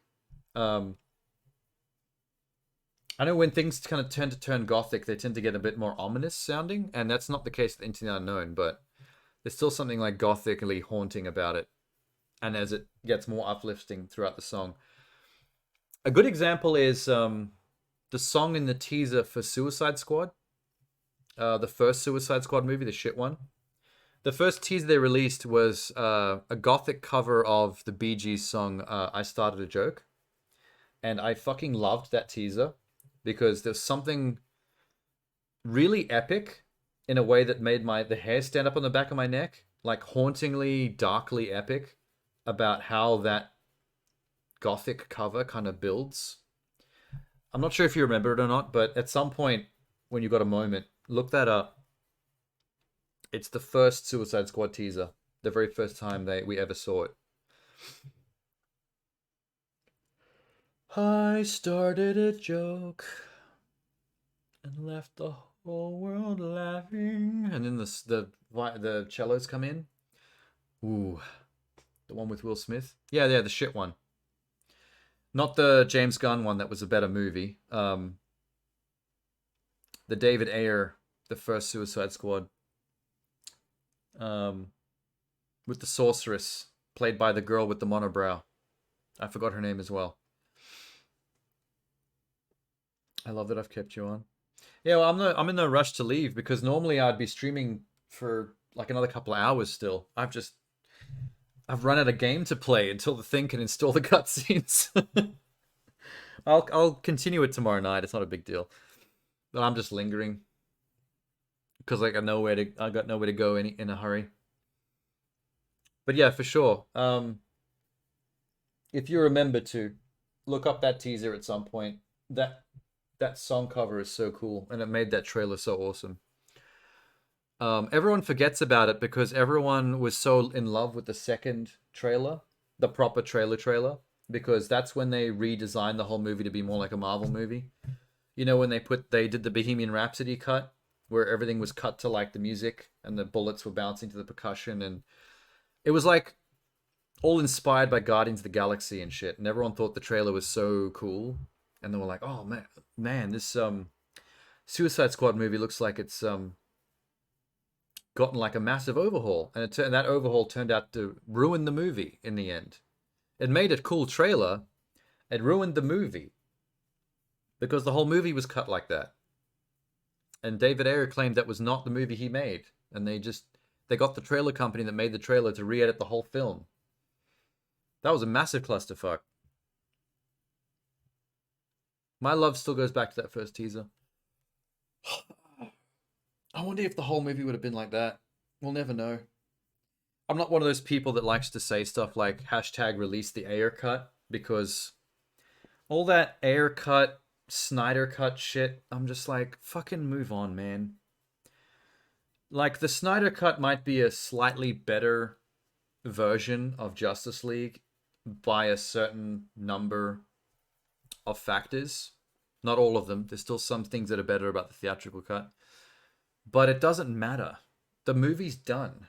We've moved on. No one cares. I mean, some people care, but they're nerds that can't fucking get over their grim, dark version of Superman that has nothing to do with the comics. We still haven't got a good Superman yet. We got good casting. Henry Cavill was always great casting for Superman, but he never got to play a Superman that was written well and actually like struck the notes of the comic Superman, the actual notes of hope that he was supposed to. They fucking spoke the words. Like, those Snyder movies keep talking about him being a symbol of hope and something that mankind is supposed to follow and all this stuff. But it's like, you're saying the words, but the actual content of the film is not matching what you claim to be saying out loud. And I find that's the case with all Zack Snyder's stuff. He says the words, he talks the talk, but the films don't walk the walk. Like, what I'm experiencing is thematically not matching with what your dialogue in the film is claiming the theme to be about. And that always shat me about. That's why I can't run with them Snyderverse DC films, because every single one of those films has that problem. Like Wonder Woman, for example. Wonder Woman was good for the first 2/3 of the movie. The first 2 acts, I was like, this is kind of working. Having Snyder not directing and writing the thing seems to have made a difference and salvaged this character somewhat in this version of the universe. But then it gets to the 3rd act, and everything that the first 2 acts claim to be about in terms of her character development and her arc and what she's supposed to be learning gets completely abandoned in the 3rd act. And in fact, all the worst things about her assumptions and the things that were childish about her character that her arc was trying to get past gets reinforced in the 3rd act.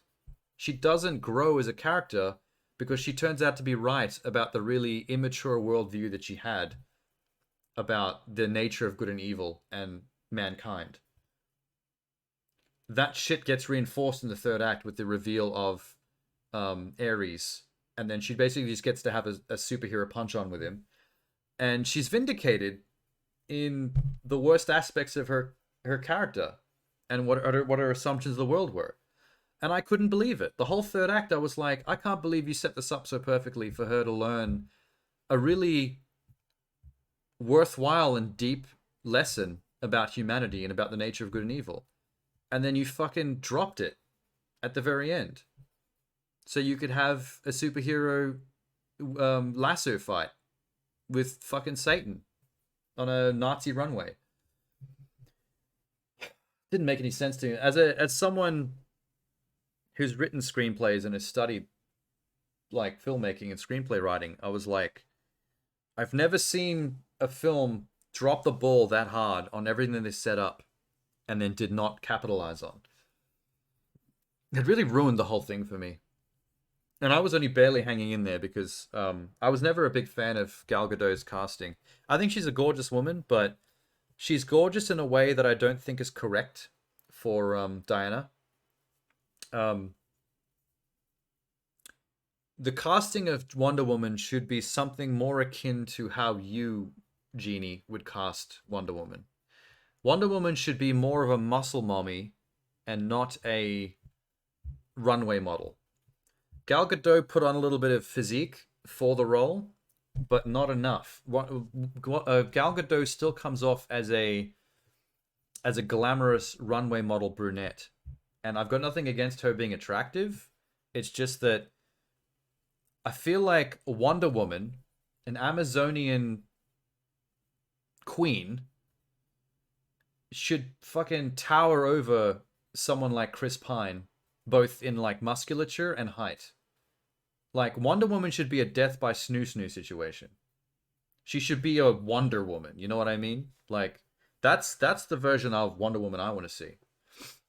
And that's not even like I can stand by that because there's nothing shallow about what I just said, because that's not really my bias, my archetype of what I find sexiest in a woman. But I just think that that's correct for her character. So like in Kill the Justice League. I can't remember what she looks like in that now. Let me just double check.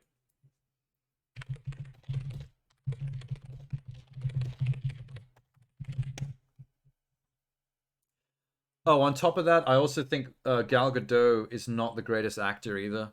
She does fine as Wonder Woman, probably better than most of her other roles I've seen her in, because she's kind of wooden.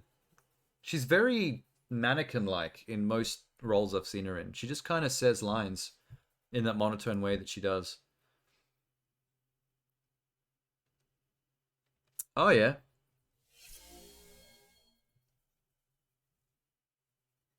Better. I like this. They don't have a very they don't have very good shots of her on Google Images, unfortunately. I do like the way they've done her hair. Like they've tied the hair back with the tiara. I think that's a bit more warrior-like. I feel like someone with her training and her background in Themyscira as a warrior woman sect, I don't think they would just... I think realistically they wouldn't just let their hair hang like long and glamorously like that. That's a very modern Western woman look. That's how you walk around the city looking sexy. You don't go into a fight with them locks. She just looks more Greek. Yes, see, now we're getting somewhere. I don't want to see skinny runway model anymore. I don't want to see like a woman that has to look down at you. And if she backhanded you, you would go through a wall. I also want them to pull back on her powers a little bit. One of my issues with how she was depicted in the Snyderverse was I think that some aspects of her powers are a bit too OP, to the point where Flash, Superman, and Wonder Woman were crossing over each other a little bit too much. You kind of make the characters less unique in terms of their power set and their usefulness if too many of their abilities cross over. Like when you see Wonder Woman moving faster than speeding bullets, like when Gal Gadot in the bank, when someone fires a gun at her and she like turns her head and watches the bullet go past slowly, and then like super speed zips over to the guy, dodges machine gun bullets, and then throws the dude across the room. I'm just like, it bothers me because like that's the kind of shit that we want to watch Flash do. Like the whole existence of Flash is to do stuff like that. If Wonder Woman can do it too, then it's like it kind of neuters each other's uniqueness a bit. I say slow down Wonder Woman. Have her still be stronger than your average human being, in a Steve Rogers kind of way. Her strength should be maybe equivalent to a super soldier in Marvel, like a Steve Rogers, not Superman level. Which she kind of is, I guess. Although she still seems to be depicted as stronger than a super soldier, even in Snyderverse. She's somewhere between a Steve Rogers and a Superman in Snyderverse, where I think she should be pretty much right on the Steve Rogers level. Like, pretty much just peak human condition, but like plus 0.1. No more than that. And no super speed.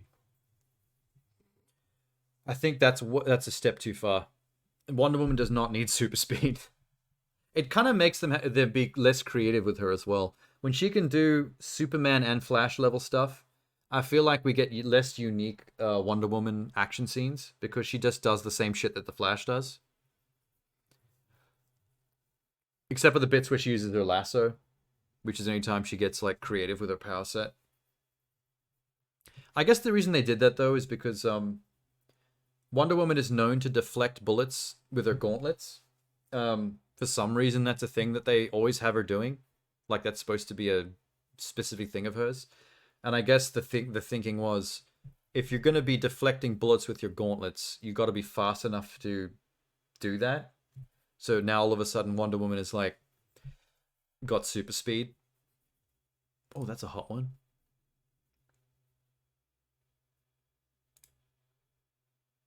Yeah, see, this drawing here is an example that I think they were following when they cast someone like Gal Gadot. I think that's sexy. Like, if I'm looking at Wonder Woman in a comic book or a panel or in some fan art or whatever, this is probably this is the kind of the look that I find the hottest. But it's not the kind of look that I find the most realistic. And that's my issue. I don't want them to cast roles based on what gets my... It's a gratuitous way to say it, but I don't want them to cast roles based on what gets my dick hard. I want them to cast roles based on what makes the most sense. What is the most realistic. She should be a less attractive, but more muscly, taller, chunkier Amazonian.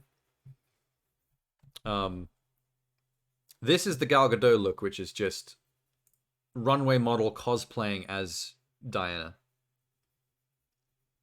Which kind of takes me out of the live action film a little bit. It kind of breaks my immersion slightly. I just don't believe it.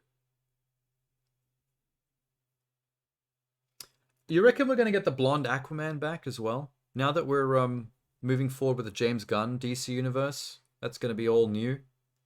I'm wondering if we're going to go back to the short crop top blonde Aquaman.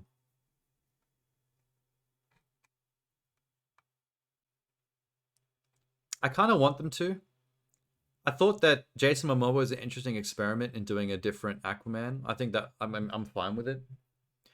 But if they go back to traditional blonde-haired, short blonde-haired Aquaman, we can then get Momoa back as Lobo or something.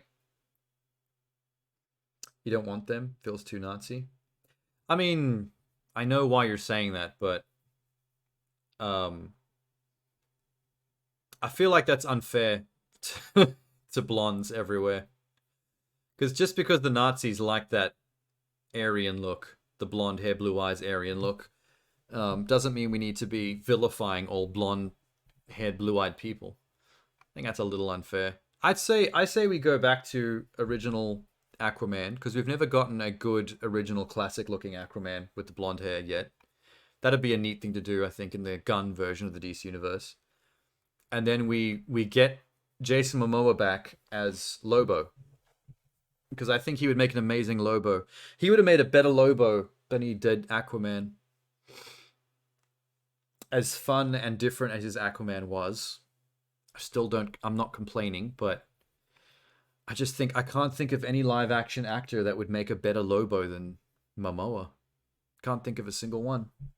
He just looks like him right off the bat. Just put the white makeup on him and you're good.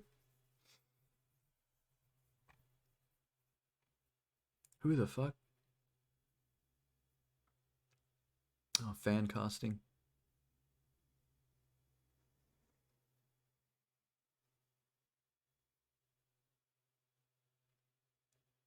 You know who I always thought Gal Gadot would look good as? Kitana.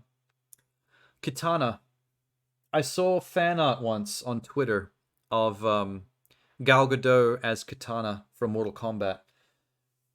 And good lord, does she look like Kitana in that outfit with the hair. It was a very, very good Photoshop. I think built off an actual image of her. And then the game elements, like, perfectly comped in.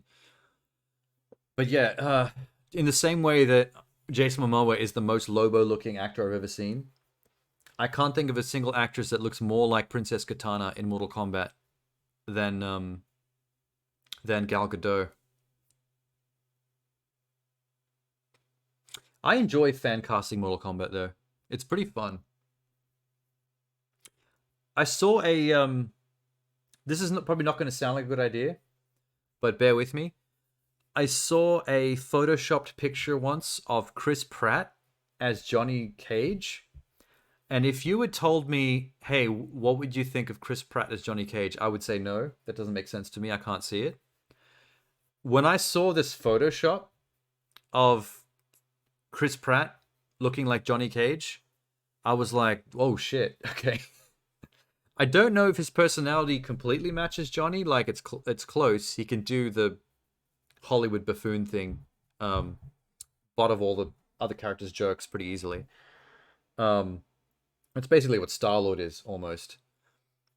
But holy shit, like, sometimes a good Photoshop can really sell you on something, and I was shocked at how decent Chris Pratt looked in Johnny Cage mode. It's probably not the best actor I could probably think of. Like, if I put more thought into it, I could probably think of an actor that just instantly just sells Johnny Cage. But it's not coming to me right now. Like, back in the fucking 80s or 90s, you would have used Jean-Claude Van Damme for sure. That's definitely what Hollywood would have done. If they could have got him. I feel like that last Mortal Kombat movie had a pretty good actor for Jax, but that movie didn't do much, unfortunately. They made the mistake of making a Mortal Kombat movie where the movie never actually gets to the Mortal Kombat tournament, which is insane to me. That would be like making a Gran Turismo movie where the movie ends before you even reach a car race.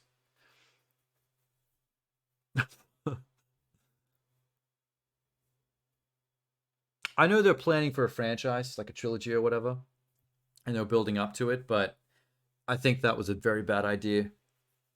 Like, don't hedge your bets on a trilogy that gets you to the Mortal Kombat tournament eventually.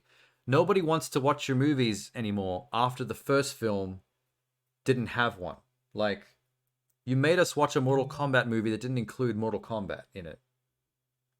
Like, nobody wants to see a sequel after that shit. You've shot yourself in the foot by overthinking the thing. You overcomplicated it. And you pissed people off.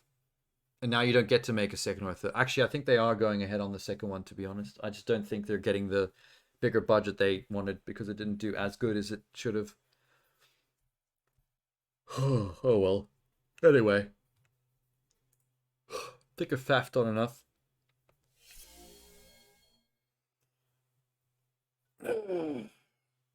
4-hour stream. Only 2.5 to 3 of which were actually playing Quantum Break. Oh shit. When this completes, I'm gonna test it, see if it's all working. But this has been a little annoying, but it's not that big a setback.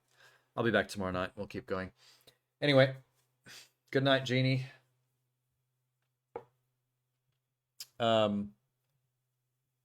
Good luck with the rest of Resident Evil 4.